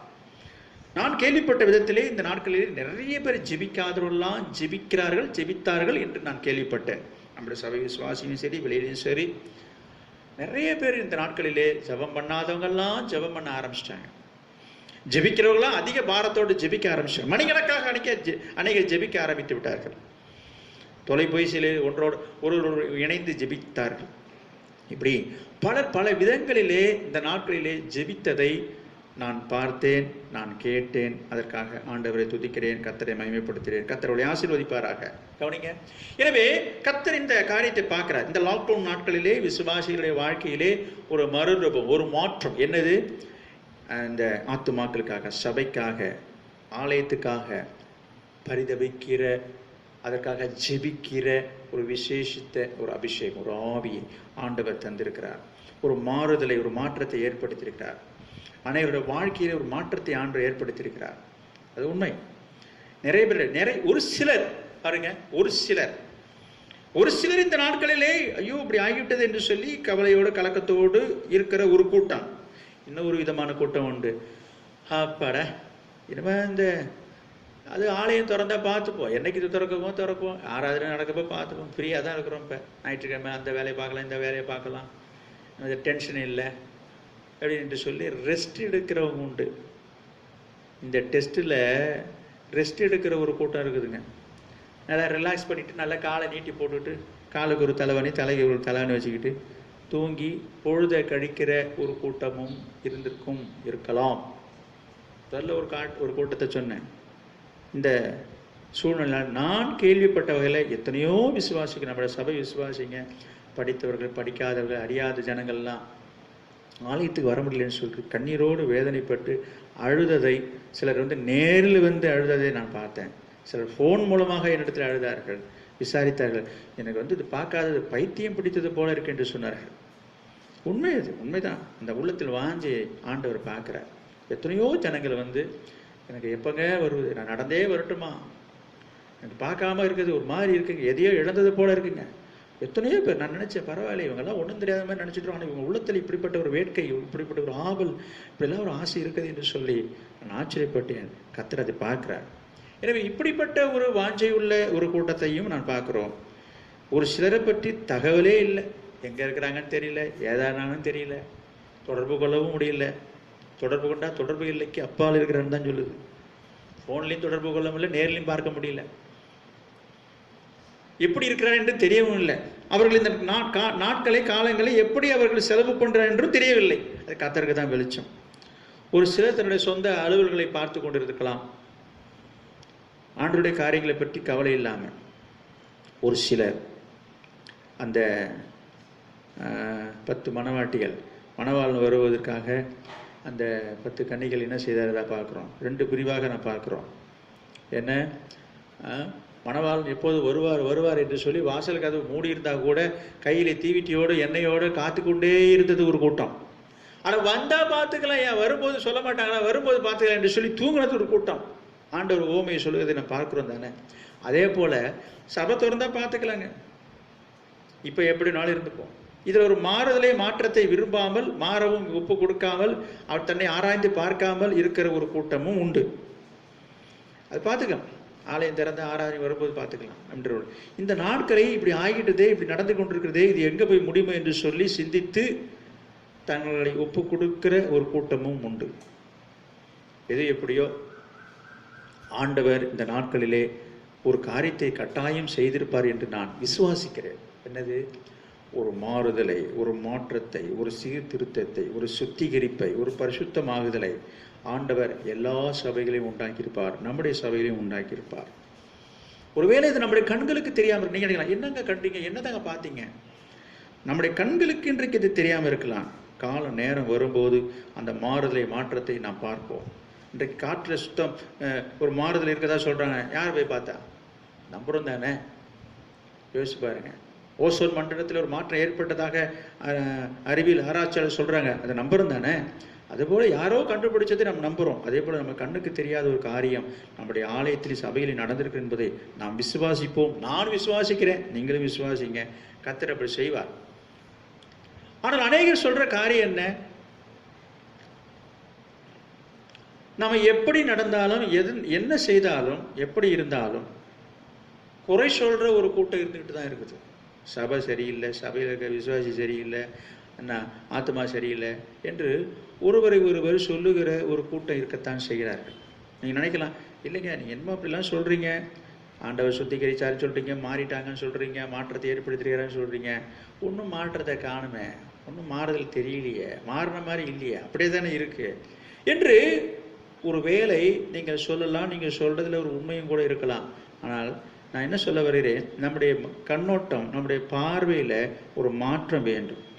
நான் இந்த செய்திக்காக நான் இதை தியானித்து கொண்டிருந்த வேளையிலே ஆண்டவர் எனக்கு கொடுத்த சில ஆலோசனை நான் உங்களுக்கு சொல்ல. கடந்த வாரமே நான் சொன்னேன், லோத்துவை பற்றி சிறப்பாக சொல்லிக் கொள்ளுகிற அளவுக்கு பிரமாதமான காரியம் ஒன்றுமில்லை. ஆனால் வேதாகமும் அவரை நீதிமான் என்று சொல்லுவதாக நான் சொல்லி தான் நான் முடித்தேன். அவருடைய வாழ்க்கையை நம்ம மேலோட்டமாக வெளி தோற்றத்தை பார்க்கும் பொழுது அவரை பற்றி நான் மனுஷருடைய கண்ணோட்டத்தில் நான் சொல்றேன், லோத்துடைய வாழ்க்கையை நம்முடைய மனுஷ கண்ணோட்டத்தில் பார்க்கும் பொழுது சிறப்பாக சொல்லிக்கொள்ற அளவுக்கு எதுவும் அங்கே நடக்கலை. அது போன வாரம் நான் உங்களுக்கு சொன்னேன். என்னது, அவன் ஆபிரகாமோடு சண்டை போட்டுக்கொண்டு அவர் சோதோகுமாரை தெரிந்து கொண்டு அவன் பிரிந்து போகிறதை பார்க்குறோம். அதுலேயும் சரியான ஒரு இது இல்லை. போகிற இடத்துல ஒழுங்காக இல்லாதனால அவன் குடும்பம்லாம் பாதிக்கப்பட்டு நிறைய சேதம் வந்தது. அப்புறம் ஆபிரகாமை தான் மீட்டுட்டு வரான். அப்போ அங்கே ஏதோ ஒரு குழப்பம் நடந்துருக்குது. அதுக்கப்புறம் அந்த சோதோகுமார பட்டணத்தில் பாவம் பெருகினதுனால தான் ஆண்டவர் அந்த தேசத்தை விட்டு அவனை துரத்துறாரு. அப்பவும் ஆண்டவர் சொன்ன இடத்துக்கு போகாமல் பக்கத்தில் அவன் இஷ்டப்பட்ட இடத்துக்கு தெரிஞ்சுக்கிட்டு போகிறதையும் பார்க்குறோம். இதெல்லாம் நான் கடந்த வாரம் சொன்னதையும் நான் மீண்டும் உங்களுக்கு கொண்டு வருகிறேன். அதன் பிற்பாடு அந்த இடமும் ஒரு அழிவுக்குள்ளாகும் பொழுது அப்புறம் திரும்ப ஆண்டவர் சொன்ன அந்த மலைக்கு நான் இப்போ போன சொல்லிட்டு அந்த மலைக்கு ஏற்கனவே போக வேண்டிய காரியத்தை பிந்திய முடிவெடுத்து தாமதமாக அந்த மலைக்கு போகிறான். சரி, அப்படிதான் போய் ஒரு மலையில் போயிருந்தானா அங்கேயாவது ஒரு நல்ல வாழ்க்கை வாழ்ந்தானா? இல்லை. அவனுடைய வாழ்க்கையை பற்றி சொல்லிக்கொள்றது போல இல்லை. அவனுடைய வாழ்க்கையின் முடிவு ஒரு வருத்தமாக ஒரு வேதனையாக முடிவதான் வேதாகமத்தில் நம்ம வாசிக்கிறோம். இப்படிலாம் நான் உங்களுக்கு சொன்னேன். ஆனாலும் இப்படி நம்முடைய கண்ணோட்டத்தில் நம்முடைய பார்வையில் ஒரு சிறப்பான காரியங்கள் இல்லாத நிலையிலையும் வேதாகமும் புதிய ஏற்பாட்டில் ஆண்டவர் பேதுரு மூலமாக ஆவியானவர் அவருக்கு கொடுத்திருக்கிற வார்த்தை தான் என்னை ரொம்ப ரொம்ப சிந்திக்க வைத்தது. நீதிமானாகிய லோத்துவை ரட்சித்திருக்க. நான் வாசித்தோம் இல்லையா? 2 பேதுரு 2ஆம் அதிகாரம் 8ஆம் வசனம் தானே அது. 2 பேதுரு 2ஆம் அதிகாரம் 8ஆம் வசனத்தை பாருங்க.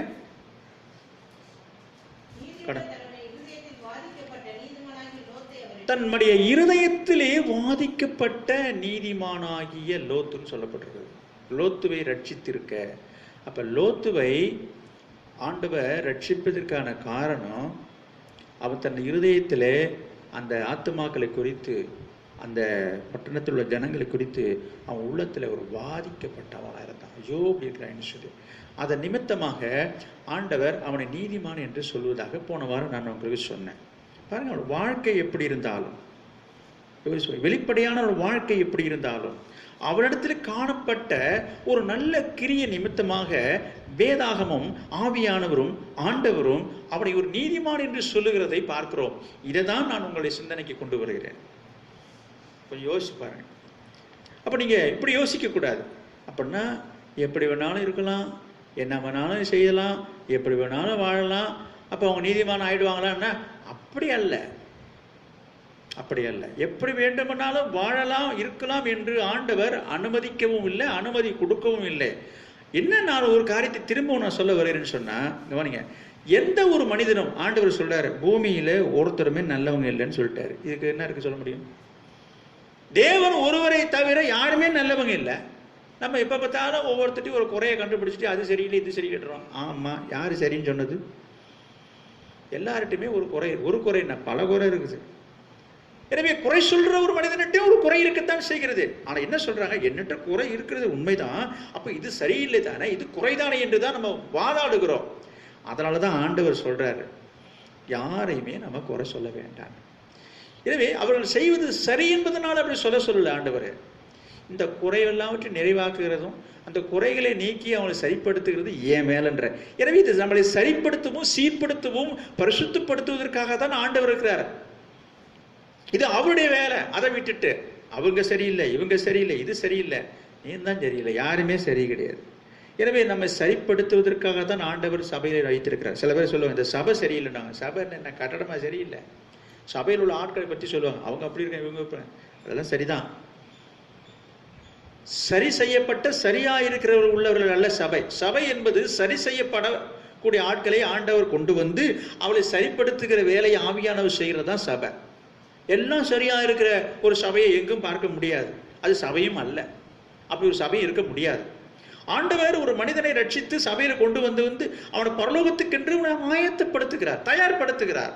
சரியில்லாத காரியங்கள் எல்லாம் போதனையின் மூலமா, சத்தியத்தின் மூலமா, வசனத்தின் மூலமா, வார்த்தையின் மூலமாக அவனை சரிப்படுத்தி அவனை உருவாக்குறது தான் சபையை தவிர எல்லாம் அப்படியே கரெக்டாக 100% 100% சரியா இருக்கிறது சபை கிடையாது. அப்படி ஒரு சபை பார்க்கவும் முடியாது. எனவே நம்ம எப்பொழுதும் நம்ம அந்த கண்ணோட்டத்தை தான் பார்க்கிறோம். ஒருத்தர் ஒரு தவறை நம்ம பார்த்து விட்டோம் என்று சொன்னா உடனே நம்ம இதெல்லாம் எனக்கு பிடிக்காது, இதெல்லாம் சரியில்லை. நான் சொல்றேன், பிடிக்காது என்பது சரிதான், ஆண்டவருக்கும் பிடிக்காது தான்.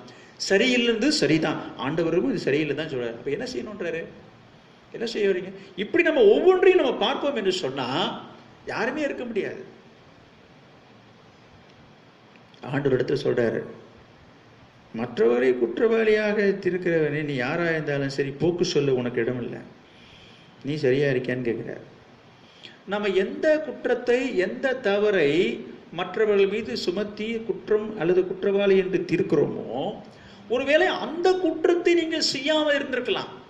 அந்த அடிப்படையில் தான் நாம் என்ன செய்யறோம், நான் அப்படி கிடையாது, நான் இப்படி கிடையாது அப்படின்றோம். அதெல்லாம் சரிதான். ஒருவேளை அவர்கள் செய்த தவறை நீங்கள் செய்யாமல் இருக்கலாம், ஆனால் வேறு ஏதோ ஒரு வகையில் வேறு ஏதோ ஒரு தவறு உன்னிடத்தில் இருக்கத்தான் செய்யும். அது இல்லை என்று மறுக்கவே முடியாது. வேதம் சொல்லுகிறது, நமக்கு பாவம் இல்லை என்போமாக நம்மை நாமே வஞ்சிக்கிறோம் இருக்கின்றோம். எனவே ஒருவன் செய்த தவறை நீங்கள் செய்யாமல் இருக்கலாம், அந்த தவறை இங்கே சுட்டி காட்டலாம். போட்ட ஒரு பொருளை ஒரு வீட்டில் நுழைஞ்சு திருடிட்டு வந்தா அவன் திருடன்னு சொல்றோம், தப்பு தான். ஒருவேளை நீங்கள் அந்த திருட்டு காரியத்தை செய்யாமல் இருக்கலாம். நான் அந்த மாதிரிலாம் திருடுறது உண்டாங்க, எனக்கு அந்த மாதிரிலாம் பழக்கமே கிடையாதுங்க, எனக்கு இதெல்லாம் பிடிக்காதுங்க என்று சொல்லி நம்மளை ஒரு நேர்மையானவரை காட்டிக்கிறோம், ஒத்துக்கிறேன். நீங்கள் ஒருவேளை இந்த திருடுகின்ற ஒரு பழக்கம் உன்னிடத்தில் இல்லாமல் இருக்கலாம், திருடுகிற ஒரு தவறான பாவத்தை நீ செய்யாமல் இருக்கலாம். அதுல ஒரு நேர்மையானவர் என்பதை நான் ஒத்துக்கொள்றேன், ஆண்டவரும் ஒத்துக்கிறேன். ஆண்டவர் என்ன சொல்றாரு, மற்ற கருத்து நீ சரியா இருக்கா தம்பின்னு கேட்கிறார். நம்ம ஆகணும், அதை நம்ம தேவசிரமத்தில் நாமே ஆராய்ச்சி பார்க்கணும். நம்மை நாமே நிதானி தெரிந்தால் நாம் நியாயம் தீர்க்கப்படும் இருக்கு. எனவே நம்ம முதலாவது ஆண்டவர்கிட்ட ஆராய்ச்சி பாருங்க. அதாவது ஆண்டவர் என்ன சொல்ற, நம்ம யாரையுமே குற்றவாளியாக தீர்க்கக்கூடாது. பொதுவாக நமக்கு எப்பொழுதுமே எனக்கு இந்த வசனம் தான் ஞாபகத்து வருது. நம்ம மற்றவர்கள் செய்கிற தவறுகள் நம்முடைய கண்களுக்கு தெரிகிறது என்பது உண்மைதான். நம்முடைய கண்களுக்கு தெரிந்து மற்றவர்கள் செய்து தவறு என்பதும் உண்மைதான். ஆனால் ஆண்டவர் என்ன தெரியுமா சொல்றாரு, யோவான் எழுதின சுவிசேஷம் 7ஆம் அதிகாரம் 24வது வசனத்தை பார்த்தீங்கன்னா, யோவான் 7:24,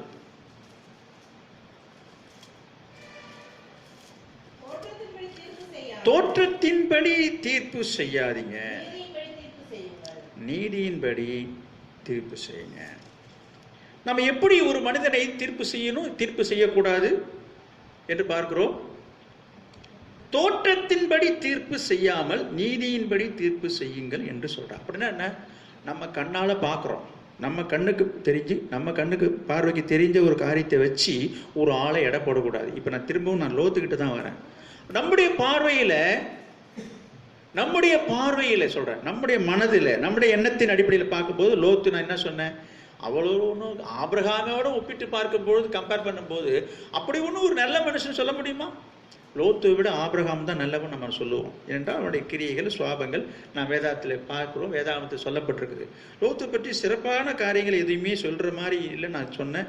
இப்பவும் பாருங்கள், நம்முடைய தோற்றத்தை எப்படி பார்க்குறோம், அந்த தோற்றத்தை வச்சு தான் நம்ம என்ன சொல்கிறோம். இப்போ லோத்து ஐயோ அப்படின்றோம். ஆனால் ஆண்டவர் பாருங்க, மனுஷன் முகத்தை பார்க்கிறான், தேவனோ இருதயத்தை பார்க்கிறார்.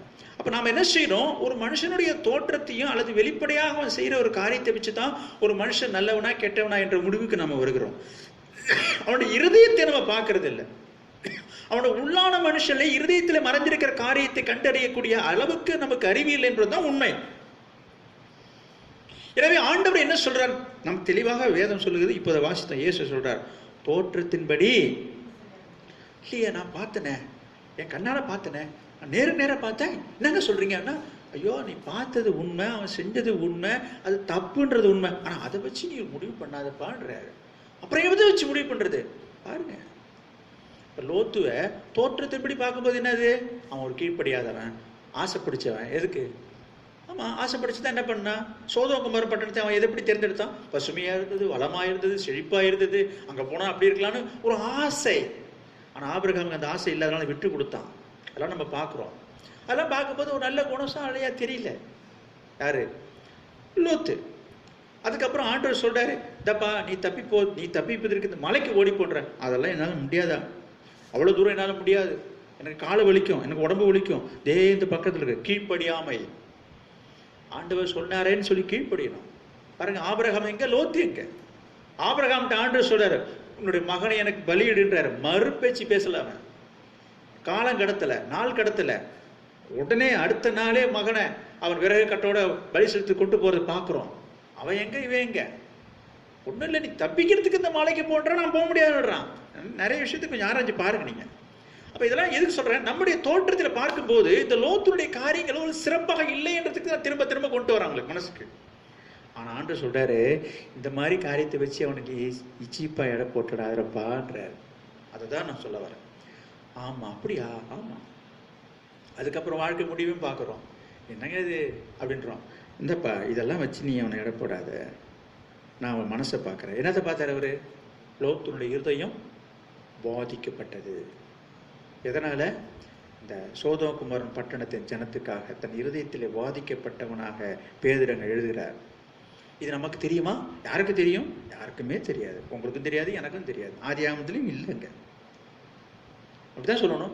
வெளிப்படையாக பார்க்கும்போது வசனம் இல்லை. அப்ப ஆவியானவர் இந்த காரியத்தை பேதருக்கு வெளிப்படுத்தி எழுதி வைத்திருக்கிறார். லோத்துக்கு என்ன பேரு வேற வந்துடுச்சு. இப்ப அதைத்தான் எனக்கு ரொம்ப ரொம்ப எனக்கு ஆத்து போகுதுங்க. என்னது, லோத்துக்கு என்ன பேரு? அதை தான் வெறுமையா இல்லையா லோத்தை காப்பாத்தினதை பத்தி கூட எனக்கு ஒன்றும் ஆட்சேபம் இல்லை. சரி, போனா பாவம் பொழைச்சு போட்டோம். ஆனா லோத்து போய் நீதிமான்னு சொன்னதுதான் இன்னும் என்னோட மனசுல அந்த கேள்வி வந்துகிட்டே இருக்குது. அதனுடைய விளைவு தான் இன்றைய தொடர்ச்சியாக இன்றைய செய்தியும் அதுதான். அவனை போய் நீ இப்படி நீதிமான்னு சொல்லலாம். நான் ஆண்டவரை கேள்வி கேட்கல, ஆண்டவர் செய்த தவறுன்னு நான் சொல்ல வரல. என்னை சிந்திக்க வைத்தது தான், அந்த சிந்தனையை தான் உங்கள் முன்னாக வைக்கிறேன். அப்போ இதுலேருந்து ஆண்டு நமக்கு கொடுக்குற சக்தி என்னன்னா, இது நல்ல ஒரு காரியம் இருக்குது. இதில் நம்ம யாரையும் என்ன செய்யக்கூடாது, தோற்றத்தின்படி தீர்ப்பு செய்யக்கூடாது.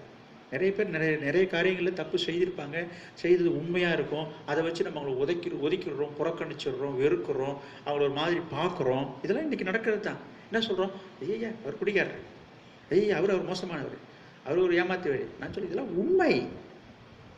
நீங்கள் சொல்கிற காரியம் நடந்தது உண்மையாக இருக்கட்டும். கர்த்தர் என்ன சொல்கிறாரு பாருங்க, மனுஷன் வெளி தோற்றத்தை பார்க்குறான். எனவே தோற்றத்தை வச்சு என்ன செய்யக்கூடாது, தீர்ப்பு செய்யக்கூடாது. அதுக்கு இன்னொரு சம்பவத்தை நான் உங்களுக்கு சொல்லணும். யோவானுடைய சுவிசேஷம் 8ஆம் அதிகாரத்தில் ஒரு சம்பவம் உங்களுக்கு தெரியும். விபச்சாரத்திலே கையை மெய்யமாக பிடிக்கப்பட்ட ஒரு ஸ்திரியை கொண்டு வந்து இயேசுக்கு முன்பாக நிறுத்துறாங்க. அதில் 10வது வசனம் 11வது வசனம் நீங்கள் பாருங்க. இயேசு என்ன சொல்றாரு தெரிஞ்ச இயேசு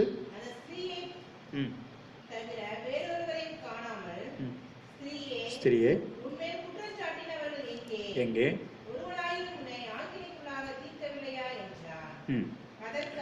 அதற்கு அவள் அவளை நோக்கி நானும் உன்னை ஆக்கினைக்குள்ளாக தீர்ப்பதில்லை. கவனிங்க என்ன சொல்ல வருகிறேன். இந்த சம்பவத்தை நான் பல கோணங்கள் நம்ம சிந்திக்கணும். அந்த பெண் செய்தது மகா பெரிய தவறு, இது பாவம். சட்டப்படி நியாயப்பிரமாணத்தின்படி வேத வசனத்தின்படி உண்மையாகவே அவர் கல்லறிந்து கொல்லப்பட வேண்டும் என்பதில் எந்த மாற்று கருத்தும் இல்லை. அதை இயேசுவும் ஒத்துக்கிறாரு. நல்லா புரிஞ்சுக்கணும் நீங்க. எனவே இந்த அடிப்படையில் தான் என்ன செய்யறாங்க, அப்படியே ரொம்ப வேகமா ஓடி கையும் களமா பிடிச்சு கொண்டு வந்து இப்ப என்ன செய்வ பாப்பன்னு ரொம்ப ஆக்ரோஷத்தோடு நிற்கிறாங்க. செய்தது தப்பு தான். அப்ப அந்த தப்புக்கு தண்டனை கொடுக்கணும், அதுவும் உண்மைதான். ஆனா ஆண்டு இந்த விஷயத்துல நிதானம் கடைப்பிடிக்கிறத தான் நம்ம பார்க்கிறோம். அப்ப ஆண்டோட மனதில் என்ன பட்டிருக்குன்னு நான் சொல்ல வரேன்னா, ஆண்டவர் அவளை தண்டிக்க விரும்பவில்லை என்றுதான் நமக்கு தெரிய வருகிறது. அவள் தண்டனைக்கு உரியவளா இருந்தாலும், தண்டிக்கப்பட வேண்டியவளா இருந்தாலும், இயேசு அவளை தண்டிக்க விரும்பல. அதான் உண்மை. அவளை தண்டிக்கணும்னு அவர் மனசுல பட்டுருந்ததுன்னா இந்த சம்பாஷணைக்கே வேலை இல்லை. ஆண்டு சொல்றாரு பாருங்க, யார் முதல்ல யார் உங்களில் யாரும் பாவம் செய்யாமல் இருக்கணும், அவன் முதல்ல கல்லெறிணும். இதெல்லாம் தேவையில்லாத விஷயம். கல்லெறினா ஆமாப்பா ஆமாம்மா ஐயோ செய்ய வேண்டியதாப்பா, இந்தாப்பா ஆளுக்கு ஒரு கல் எடுப்பா, எனக்கு 2 கல்லை கொடுன்னு சொல்லி இவரும் சேர்ந்து கல்லெறிஞ்சிக்கலாம் ஊன்னு சொல்லியிருப்பாரு. அப்போ அவருடைய எண்ணம் என்ன என்று சொன்னால், செஞ்சது தவறு தான், அவள் ஒரு குற்றவாளி தான், தண்டிக்கப்படணும் தான். அதே சமயத்தில் அவளுடைய மனதை உள்ளத்தை ஆண்டவர் பார்க்கிறார். இது மனுஷன் பார்க்கல. அதான் இல்லை நமக்கு தெரிஞ்ச விஷயம். நமக்கு தெரிஞ்சது என்ன, இது என்ன அநியாயம், இது என்னங்க அடுக்க அநியாயம், இதெல்லாம் யாரும் பார்க்க முடியும். நான் அநியாயத்தில் நான்லாம் பார்த்துட்டு நல்லா சகிச்சு நாமலாம் இருக்க முடியாது. நாங்களும் இந்த உலகத்தில் இருக்கிறதா இல்லையா, நாங்களும் இந்த ஊரில் நடமாடுறதா இல்லையா, அந்த ஒரு அங்கலாய்ப்பு. சில பேர் பாருங்களேன், ஒரு செய்யாத குற்றங்கள் தவறுகள் நடந்துருச்சுன்னா அப்படியே மானத்துக்கும் பூமிக்கும் குதிப்பாங்க, பெரிய ஒரு நீதிமான் மாதிரி. நான் திருப்பி சொல்கிறேன், தவறு செய்தவர்களுக்கு சாதகமாகவோ சப்போர்ட்டாகவோ செயல்படுற என்று மட்டும் தவறாக எண்ணிவிடக்கூடாது. நான் ஆண்டனுடைய நீதியை பார்க்கணும், ஆண்டனுடைய எண்ணத்தை தான் நான் திரும்ப கொண்டுட்டு வரேன். அப்போ யார் வேணும் என்ன செய்யலான்றீங்களா, அப்போ எதுவுமே கேட்கக்கூடாதுன்றீங்களா, அப்போ கண்டிக்கக்கூடாதுன்றீங்களா, அப்போ காப்பாற்றுறதுதான் என்னம்மா இப்படி தான் நோ. ஆண்டவர் அதை பார்க்கல, அதை தாண்டி ஒரு காரியத்தை பார்க்குறார். அவளுக்கு ஒரு வாய்ப்பு கொடுக்க விரும்புகிறார். சரி இப்போ கல்லெறிஞ்சு கொண்டுடுறோம், சரி ரைட் ஓகே. இப்போ அந்த ஸ்திரியை கல்லெறிஞ்சு கொள்ள வேண்டியது நியாயமான ஒரு விஷயம்தான். ஆண்டவர் அலோவ் பண்ணிட்டா என்ன நடக்கும், இப்போ என்ன நடந்திருக்கும்னு நினைக்கிறீங்க? கல்லெறியப்படுவா, கொல்லப்படுவா, செத்துடுவா, முடிஞ்சிச்சு கதை. ஆத்மா எங்கே போவோம், நரகத்தான் போகும், முடிஞ்சிச்சு. ஆனால் ஆண்டவர் அவளுக்கு ஒரு மறுவாழ்வு, ஒரு சான்ஸ் கொடுக்க விரும்புகிறார். அது கொடுப்பதற்கான காரணமும் இருக்கு. அவர் இரக்கம் மட்டும் இல்லை, அவதையும் தாண்டி அவள் மனசில் இருக்கிற எண்ணத்தை ஆண்டவர் அறிந்திருக்கிறார் என்று தானே சொல்றேன். இது நமக்கு புரியாத விஷயம். யாரும் யார் மனசையும் அறிஞ்சிக்க முடியாது. எப்பொழுதுமே யாராவது தப்பு செஞ்சுட்டா நமக்கு கோபம் தான் வரும், அவங்களை கண்டா எரிச்சல் வரும், ஆத்திரம் வரும், அவங்கள அப்படியே போட்டு பிழிஞ்சு எடுத்து திருவணும் போல எண்ணம் தான் வரும். அது யாராக இருந்தாலும் சொல்கிறேன், எல்லாருக்கும் வரதான் செய்யும். அது நம்ம ஒரு அநியாயத்தை கண்ட நம்மளால சகிக்க முடியாது. நம்ம கண்ணு முன்னால ஒரு அநியாயம் நடக்குதுன்னா அப்படியே நமக்கு ரத்தம் கொதிக்கும், கை துடிக்கும். ஒருவேளை கையில் கிடைச்சாங்கன்னா பிச்சு கிடைச்சிருவோம். சில பேருடைய சுவாபங்கள் நான் சொல்கிறேன். ஏனென்றால் அவங்களோட தாங்க முடியலன்றாங்க. கேட்டால் இது என்ன அநியாயன்றாங்க. சில நேரங்கள் எனக்கு கூட அந்த மாதிரி உணர்வுகள் வருவதான். ஆனால் ஆவிக்குரிய கண்ணோட்டத்தை நாம் சிந்திக்கும் பொழுது அது சரியில்லை. இந்த இடத்துல தான் ஆண்டவர் செய்கிற காரியத்தை பார்க்குறோம். ஆண்டவர் என்ன செய்கிறார் பாருங்க, இந்தாப்பா நீ செய்கிறத தடுக்கல பாருங்க, ஞானமாக கையாளுறாரு. கையாண்டதான் எல்லாம் போயிட்டாங்க. கர்த்தர் என்ன சொல்றாரு, என்னப்பா உன்னை யாருமே நியாயம் திருக்கலையா? இல்லை. அப்படியா, நானும் உன்னை நியாயம் திருக்கல, போ இனி பாவம் செய்யாது. ஆனால் அதுக்காக என்ன செய்யணும், நீ இந்த மாதிரி திரும்ப செஞ்சுட்டு இருக்கணும் செய்வ அப்படின்னு நினைக்காதுன்றத அங்கே ஒரு அருமையான ஒரு ஆலோசனை மட்டும் இல்லை, நிச்சயமாக அவரோட வாழ்க்கையில ஒரு மாற்றத்தை ஆண்டவர் ஏற்படுத்துகிறார் என்பதில் சந்தேகமே இல்லை. அப்போ இந்த மாதிரி ஒரு குணம், இந்த மாதிரி ஒரு சிந்தை எந்த மனுஷனுக்கு வரும்? ஒரு ஆவிக்குரியவனுக்கு இந்த சிந்தை வருமா? வரணும். ஆவிக்குரியவனு கூட சில இல்லை, எடுத்தம் போட்டான் கவிழ்த்து என்று ஒருத்தவங்க தப்பு செய்துட்டாங்கன்னு சொன்னால் உடனே அவங்கள தண்டிக்கிறதுல தான் குறியாக இருக்கிறாங்க தவிர அவங்க உருவாக்கணும், மனுஷனாக்கணும், மன்னிக்கணுன்ற எண்ணம் சில பேருக்கு வரமாட்டேது. இந்த இடத்துல நான் பார்க்குறேன், இந்த பெண்மணி ஒன்றும் மன்னிப்பும் கேட்கட்டதா தெரியல, ஆனால் அவள் அழுதுட்டு நிற்கிறா. என்னை விட்டுடுங்க, என்னை உயிரை காப்பாற்றுங்க, எனக்கு ஒரு சான்ஸ் கொடுங்கலாம் ஒன்றும் இயேசுகிட்ட மன்றாடுற மாதிரி அங்கே ஒன்றும் வசன வார்த்தைகள் எழுதப்படலை. ஆனால் ஒரு காரியம், இயேசு நம்முடைய இருதயத்தின் நினைவின் தோற்றத்தை அறிகிறவர் என்பதனால அவருக்கு எல்லாம் தெரிஞ்சிருக்கும். அதுதான் நாம் சொல்ல முடியும். நமக்கு வேணா தெரியாது, நிற்கிது பாரு, முழு பூசணிக்காயும் சோத்துல மறைக்கிற மாதிரி எல்லாத்தையும் மலை மண்ணா சாமின்னு முழுகிட்டு நிற்கிது பாரு, இதெல்லாம் விட்டு வச்சா சரியாது, நாடு நெரல இல்லை, அப்படி இப்படி நம்மளாம் கொந்தளிப்போம். இது நம்முடைய ஆதங்கம்.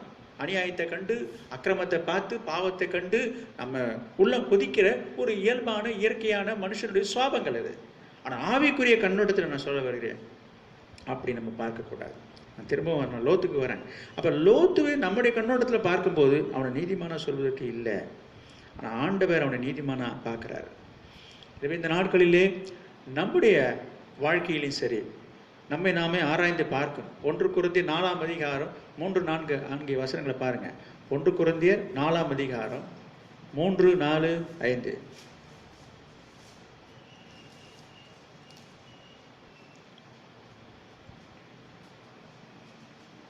நானும் என்னை குறித்து தீர்ப்பு சொல்லுகிறதில்லை. கவனிங்க, பவுல் எழுதுறாரு பாருங்க, என்னிடத்தில் நான் யாதொரு குற்றத்தையும் அறியேன், ஆகிலும் அதனாலே நான் நீதிமானாகிறதில்லை, என்னை நியாயம் விசாரிக்கிறவர் கர்த்தர்.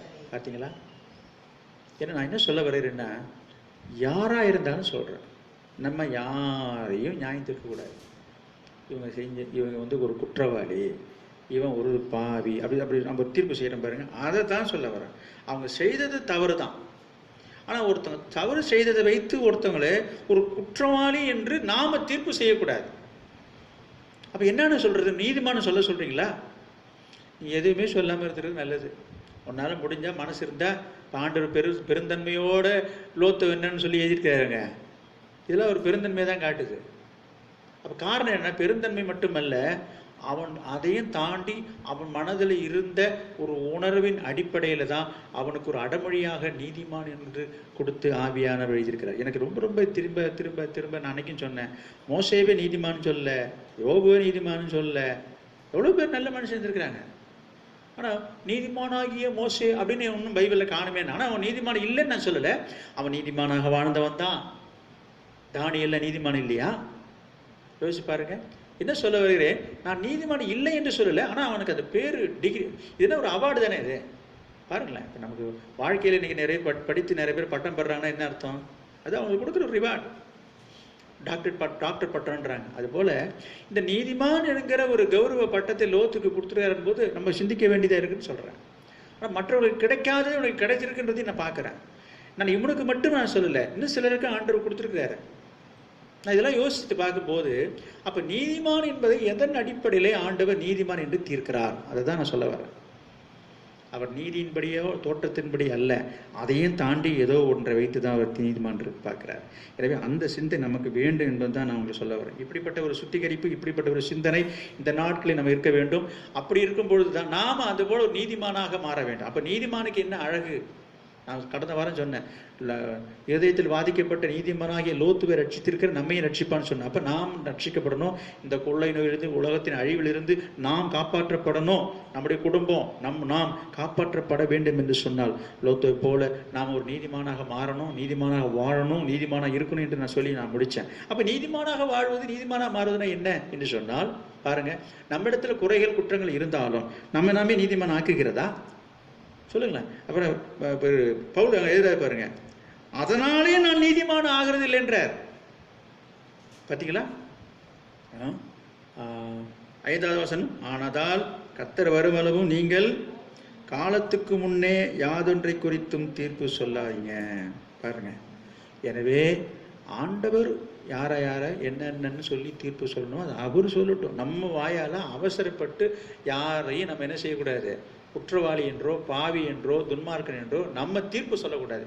இவன் ஒரு அயோக்கியன், இவன் மோசமானவன், இவன் ஒரு துரோகி அப்படிலாம் நம்ம சொல்கிறோம் பாருங்க. நம்முடைய குடும்பத்தில் சொல்கிறோம், நம்முடைய பழக்க வழக்கத்தில் மற்றவங்களை நமக்கு யாராவது ஒன்று செய்துட்டாக்கா சே அவனும் ஒரு மனுஷனா இதெல்லாம் நம்ம சொல்கிறோம் பாருங்களேன். அப்படி நம்ம சொல்லக்கூடாது. ஏனென்றால் அப்படி சொல்லும்படியான சம்பவங்கள் நடந்தது உண்மையாக இருக்கலாம், அதனால் நம்ம மனசு பாதிக்கப்பட்டதும் உண்மையாக இருக்கலாம். அப்போ இதெல்லாம் நம்ம மனதிலே வைத்து கொண்டு நம்ம என்ன செய்யணும், கர்த்தர்ட்ட ஒப்பு கொடுத்துடணும். அவங்க நல்லவங்களா கெட்டவங்களான்றது அவர் நியாயம் தீர்க்கட்டும், அவரே நியாயம் சொல்லுவார். நாம் அதை சொல்லக்கூடாது. ஏன் சொல்லக்கூடாது அப்படின்னா, நீங்கள் சொல்கிற ஒரு மனுஷன் நாளைக்கு நீதிமானம் மாறிட்டா என்ன பண்ணுவேன்? நீ யாரை குற்றவாளின்னு சொல்கிறியோ, யார் உனக்கு துரோகம் பண்ணியோ அல்லது விரோதமாக செயல்பட்டவங்க ஓம் பார்வையில் பாவி என்று நீ சொல்கிறியோ, கர்த்தர் அவனை நீதிமான் ஆக்கிட்ட நம்ம என்ன பண்ணுவோம்? யோசிச்சு பாருங்க. ஆண்டவர் லோத்துவை நீதிமான் ஆக்கி ரட்சித்துட்டார. என்ன நினச்சிருப்பாங்க அந்த காலத்தில் வாழ்ந்தவங்கலாம்? இந்த மாதிரி ஒரு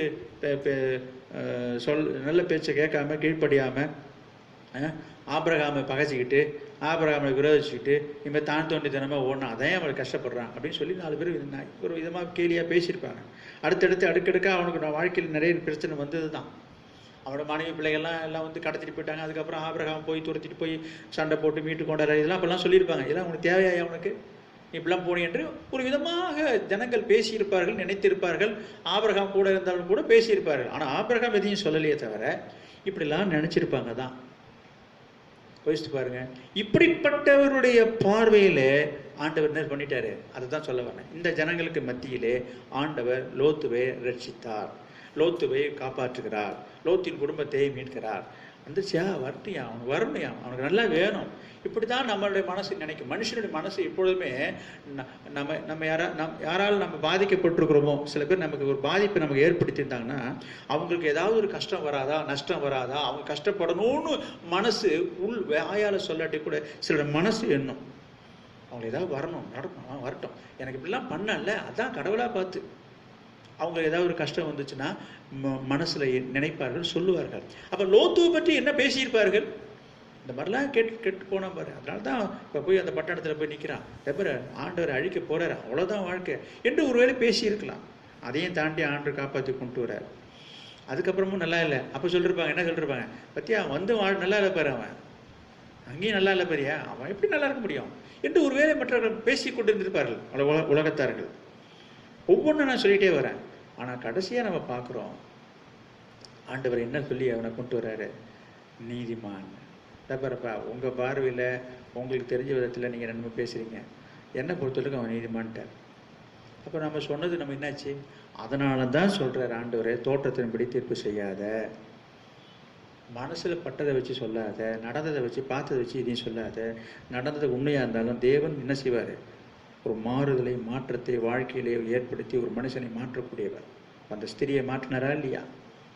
யோசிச்சு பாருங்க. இதெல்லாம் நான் பார்க்கும்போது நான் என்ன யோசிக்க வேண்டியது பாருங்க. இன்னொரு காரியத்தை நான் சொல்லணும்.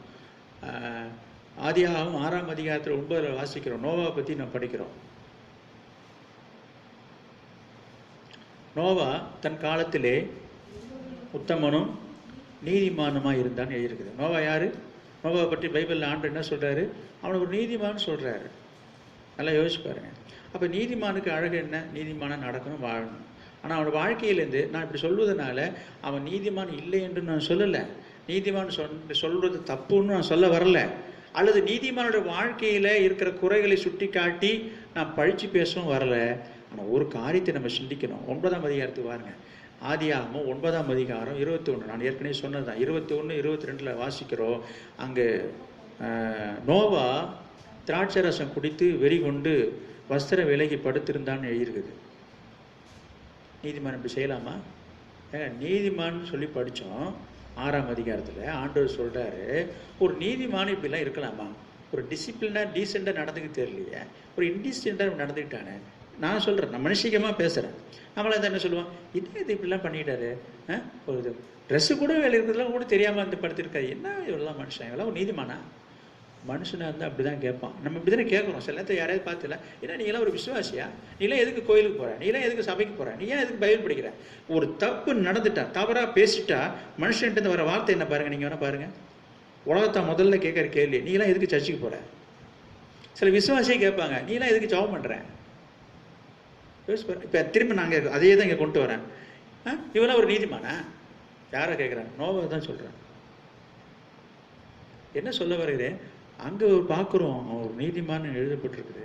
இப்போ என்ன சொன்னால், நீதிமானுடைய வாழ்க்கையிலையும், நீதிமானாக இருந்தாலும் நீதிமானுடைய வாழ்க்கையிலையும் குறைகள் இருக்கிறதுன்றதை நான் சுட்டி காட்டினே தவிர அவன் நீதிமான் இல்லை என்று நான் சொல்லலை. அப்போ குறைகள் இருந்தாலும் கூட குறைகள் உள்ள மனுஷனிடத்துல ஒரு சில நிறைகளை ஆண்டவர் பார்த்து அவனை நீதிமானாக காண்கிறார் என்றதுதான் சத்தியம், உண்மை.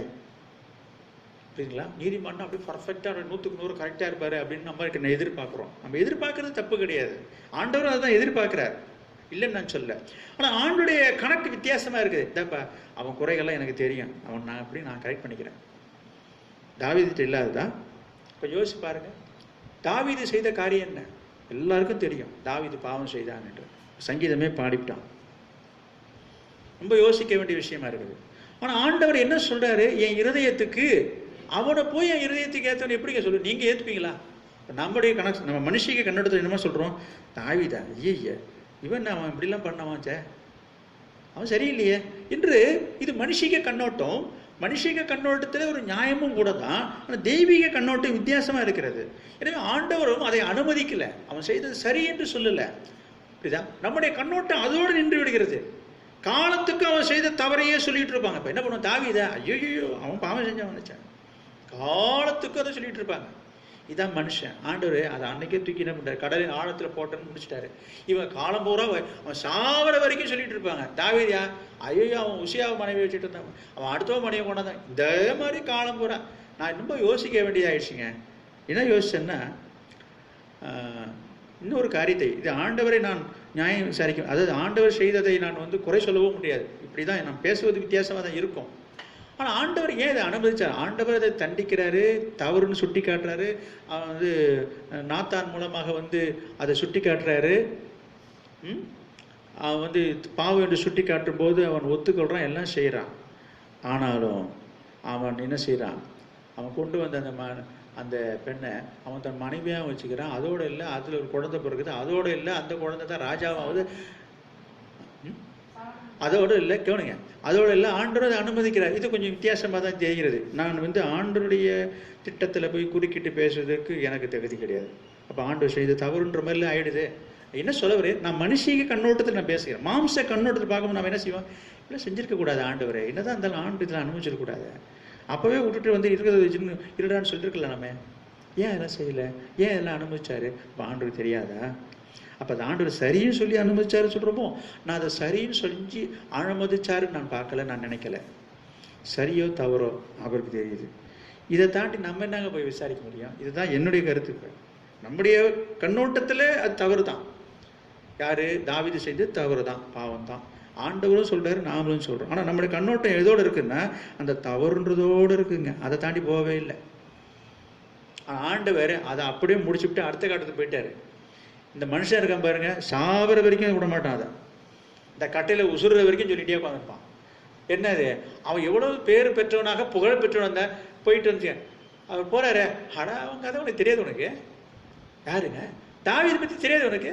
நீ பைபிள் ஒழுங்கா படிச்சா தானே, என்னையா சொல்ல வர? அட நீ வேற நேர ஒரு மனுஷனை வெட்டிவிட்டு அவன் மனைவியை கொண்டதை வச்சுட்டு உட்காந்துனா அவெல்லாம் ஒரு மனுஷனை நீ பேசிட்டு இருக்கிற. இதுதான் இன்றைய உலகம், யதார்த்தமான உலகம். நடந்த காரியத்தை, முடிஞ்ச காரியத்தை திருப்பி திருப்பி தோண்டி அவனை குற்றப்படுத்திக்கிட்டே இருக்கிறது தான் என் உலகம். ஆண்டவரே அவனை மன்னிச்சு என் இருதயத்துக்கு ஏற்றுக்கிட்டுன்னா அவரே ஏற்றுக்கிட்டு அவன் போய் சேர்ந்துவிட்டான். இன்னைக்கு எத்தனை பேர் இருக்கிறோம் யோசிப்பேன். நான் இதனால் தாவீது செய்தது சரி என்றோ, தாவீதை போல செய்ய வேண்டும் என்றோ அப்படி ஒரு கண்ணோட்டத்தில் பேசுறதாக தப்பாக புரிஞ்சிக்கூடாது. இவர் ஏன் இப்படி பேசுகிறாருன்று அப்படி யோசிக்காதீங்க. நான் திரும்பி லோத்துக்கிட்ட வரேன். அப்போ ஆண்டவர் எப்படி ஒரு நீதிமானாக பார்க்கிறார்ன்றதுக்காக சொல்ல வரேன். அப்போ நம்ம நீதிமானாக மாறும் போது நீதிமானுடைய வாழ்க்கையில் என்ன இருக்கிறது அதுக்காக சொல்ல வந்தேன். இப்போ லோத்து பார்த்தோம், நோவாவை பார்த்தோம். நோவாவோட வாழ்க்கையில் என்ன நடந்தது? அவன் ஒரு நீதிமானாக இருந்தாலும் அவன் எப்படி இருந்திருக்கிறான்? இது சரியா? இது ஒழுங்கா? அதே மாதிரி தாவீதை எடுத்துக்கொள்ளுங்க, இது சரியா, இது ஒழுங்கா? அப்போ ஆண்டவர் ஏற்றுக்கிறாரா இல்லையா? அப்போ எதை வச்சு ஆண்டவர் ஏற்றுக்கிறாரு? செய்த தவறு குற்றத்தை அவர் ஏற்றுக்கல. அப்போ அதை தாண்டி ஏதோ நல்ல காரியம், நல்ல பண்பு, நல்ல சுவாபம், நல்ல குணங்கள் அவரிடத்தில் இருந்திருக்குங்க. லோத்துவை பற்றி பார்க்கும்போது அந்த ஜனங்களுக்காக என்ன செய்ததை பார்க்குறோம், தன் இருதயத்திலே வாதிக்கப்பட்டவன். எனவே ஆத்துமாக்களுக்காக நாம் பாரப்படணும், மற்றவர்களுக்காக ஜெபிக்கணும். இது போல் ஒவ்வொரு நல்ல கிரியைகளிலே நாம் வெளிப்படுத்தி நம்ம ஒரு ஆவிக்குள்ளாக விளங்க பண்ணும்போது ஆண்டவர் நம்ம நீதிமானாக மாற்றுகிறவராக இருக்கிறார். நாம் அந்த நீதிமான நிலையை, அந்த ஸ்தானத்தை அடையக்கூடியவர்களாக இருக்கிறோம். பாருங்கள், நான் யோசித்து பார்த்தேன், வேதத்தில் நீதிமான் என்று ஒரு சிலருக்குத்தான் அந்த பெயர் கொடுக்கப்பட்டிருக்கிறது. நான் முடிந்தால் அப்புறம் அப்படி திரும்ப வாசிக்கலாம், இப்போ வாசிக்க நேரம் இல்லை, நான் சீக்கிரமாக சொல்லிட்டு நான் போயிடுறேன். லூக்கா 23:50 நான் பார்க்குறோம், யோசேப்பு என்கிற பேர் உள்ள ஒரு மனுஷன் இயேசுனுடைய சிலுவையை சுமக்க வருவான். அவன் யாருன்னே தெரியல, அவன் சொல்லப்பட்டிருக்குது அவன் ஒரு நீதிமான். எதை வச்சு நீதிமான்றாங்க? இப்போ யோசிச்சு பாருங்க. அப்போஸ்தலர் 10:22 வாசிக்கிறோம், கொர்நேலியை பற்றி சொல்லப்பட்டிருக்கு, அவன் ஒரு நீதிமான் சொல்லி எழுதப்பட்டிருக்குது. அவனுக்கு கிடைச்ச பேர் கூட ஒரு சில பேருக்கு கிடைக்கிற பாருங்க. இப்ரேயரில் எழுதப்பட்டிருக்குது, 11:4 வாசிக்கிறோம், ஆபேல் நீதிமானாகப்பட்டான் எழுதப்பட்டிருக்கிறது. புரியுதுங்களா? இது கூட நிறைய சொல்லிகிட்டே போகட்டும். எனவே நாம் இன்னைக்கு சிந்திக்க வேண்டிய சிந்தனை என்னவென்று சொன்னால், நாம் ஆண்டவர் இந்த லாக்டவுன் நாட்களில் ஆண்டவர் உங்களை நீதிமானாக்க விரும்புகிறார். உங்களை ஆராய்ந்து பாருங்கள், நிதானித்து பாருங்கள். எனவே நீங்கள் நீதிமானாக மாறுவது மட்டும் போதாது, நீங்கள் நீதிமானாக இருப்பதுக்குள்ளே அழகு என்னன்னு சொன்னால், யாரையும் நாம் நியாயம் தீர்க்கக்கூடாது, யாரையும் நாம் குற்றவாளியாக தீர்க்கக்கூடாது. ரோமர் 14:13 வாசிக்கிறோம். ரோமர் 14:13 வாசிக்கிறோம், நீங்கள் ஒருவரை ஒருவர் குற்றவாளியாக தீர்க்காதீர்கள் என்று எழுதப்பட்டிருக்குது.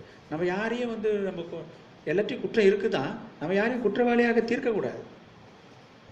குற்றம் இருக்குது, அது கர்த்தர் பார்ப்பார், கர்த்தர் விசாரிப்பார், கர்த்தர் நீதி செய்கிறவர், கர்த்தர் நியாயம் விசாரிப்பார். புரியுதா? இதுக்குள்ள அதிகாரம் அவருக்கு இருக்கிற நமக்கு இல்லை. நாம் உடனே எல்லாத்தையும் கணக்கெல்லாம் கூட்டி கழித்து பார்த்துட்டு நம்ம ஒவ்வொருத்தருக்கு பட்டம் கொடுத்துட்டு இருக்க முடியாது.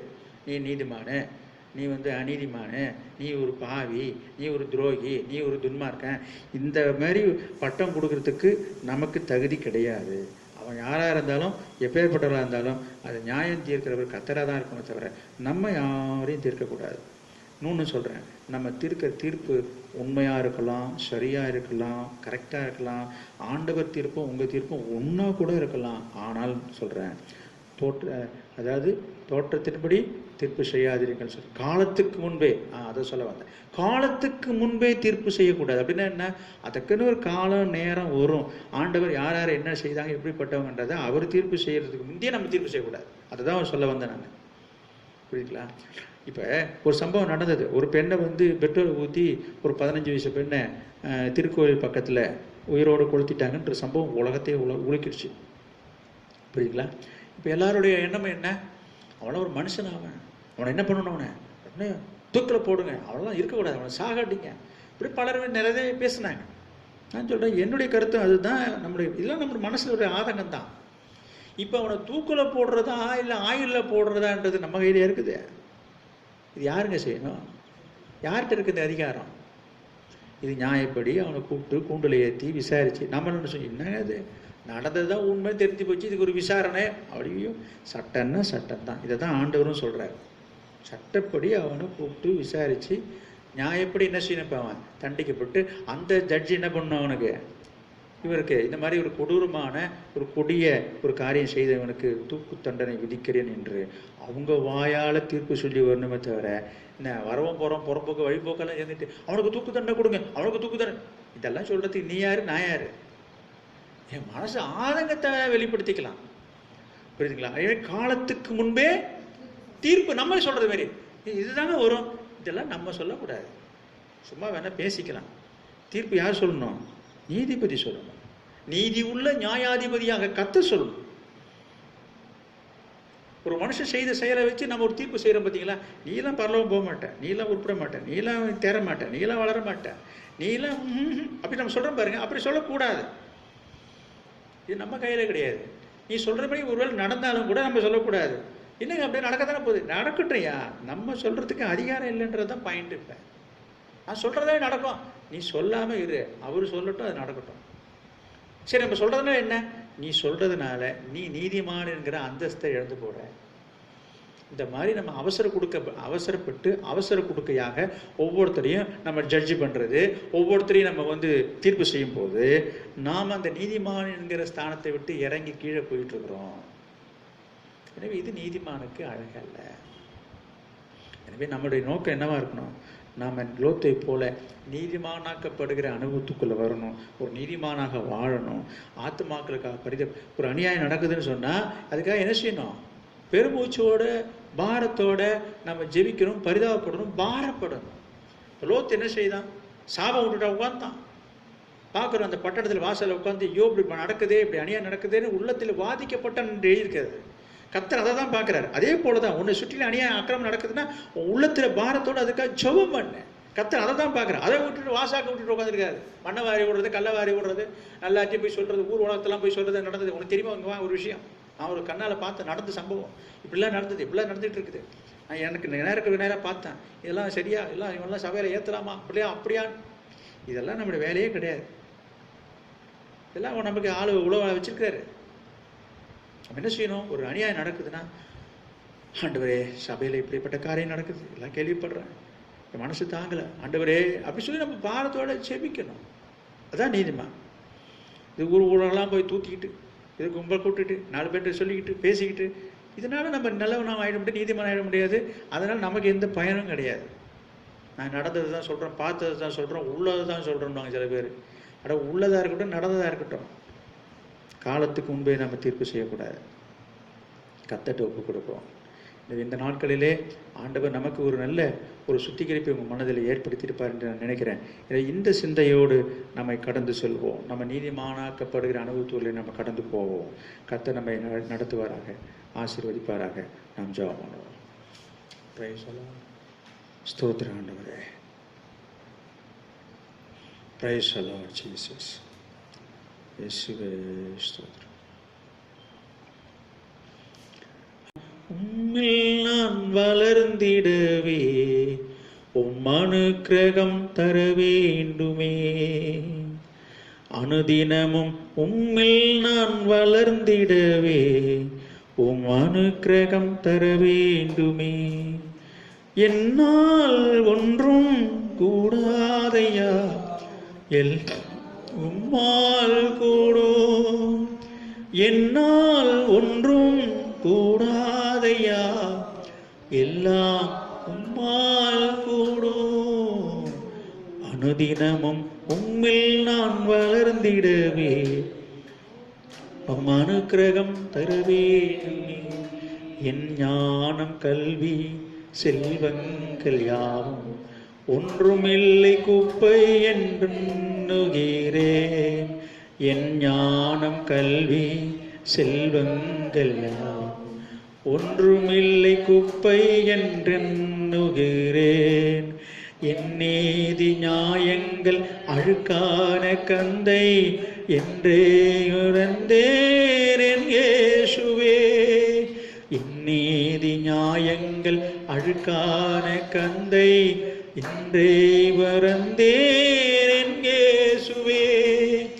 அனுதினமும் உம்மில் நான் வளர்ந்திடவே உம் அனுக்கிரகம் தர வேண்டுமே. அனுதினமும் உம்மில் நான் வளர்ந்திடவே உம் அனுக்கிரகம்.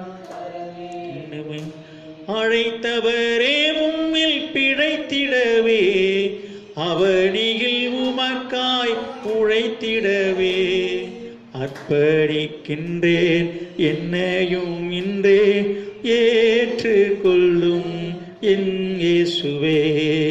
அர்ப்பணிக்கின்றேன் என்னையும் இன்றே ஏற்றுக்கொள்ளும் என் இயேசுவே. அனுதினமும் உம்மில் நான் வளர்ந்திடவே உம் அனுக்கிரகம் தர வேண்டுமே.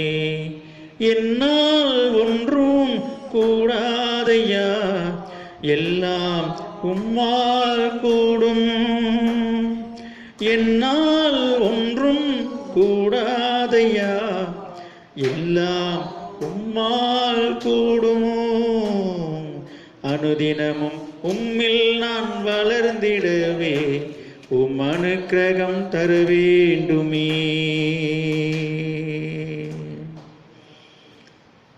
பரிசுத்தம் பிள்ளைங்க நல்ல பிதாவே நாங்கள் ஸ்தோத்திரிக்கிறோம். இந்த நாளிலே கொடுத்த முடிய ஆலோசனைக்காக நன்றி. ஆண்டவரே, நீ லோத்துவை நீதிமானாக உடைய பார்வையிலே நீர் காண்கிறீரப்பா.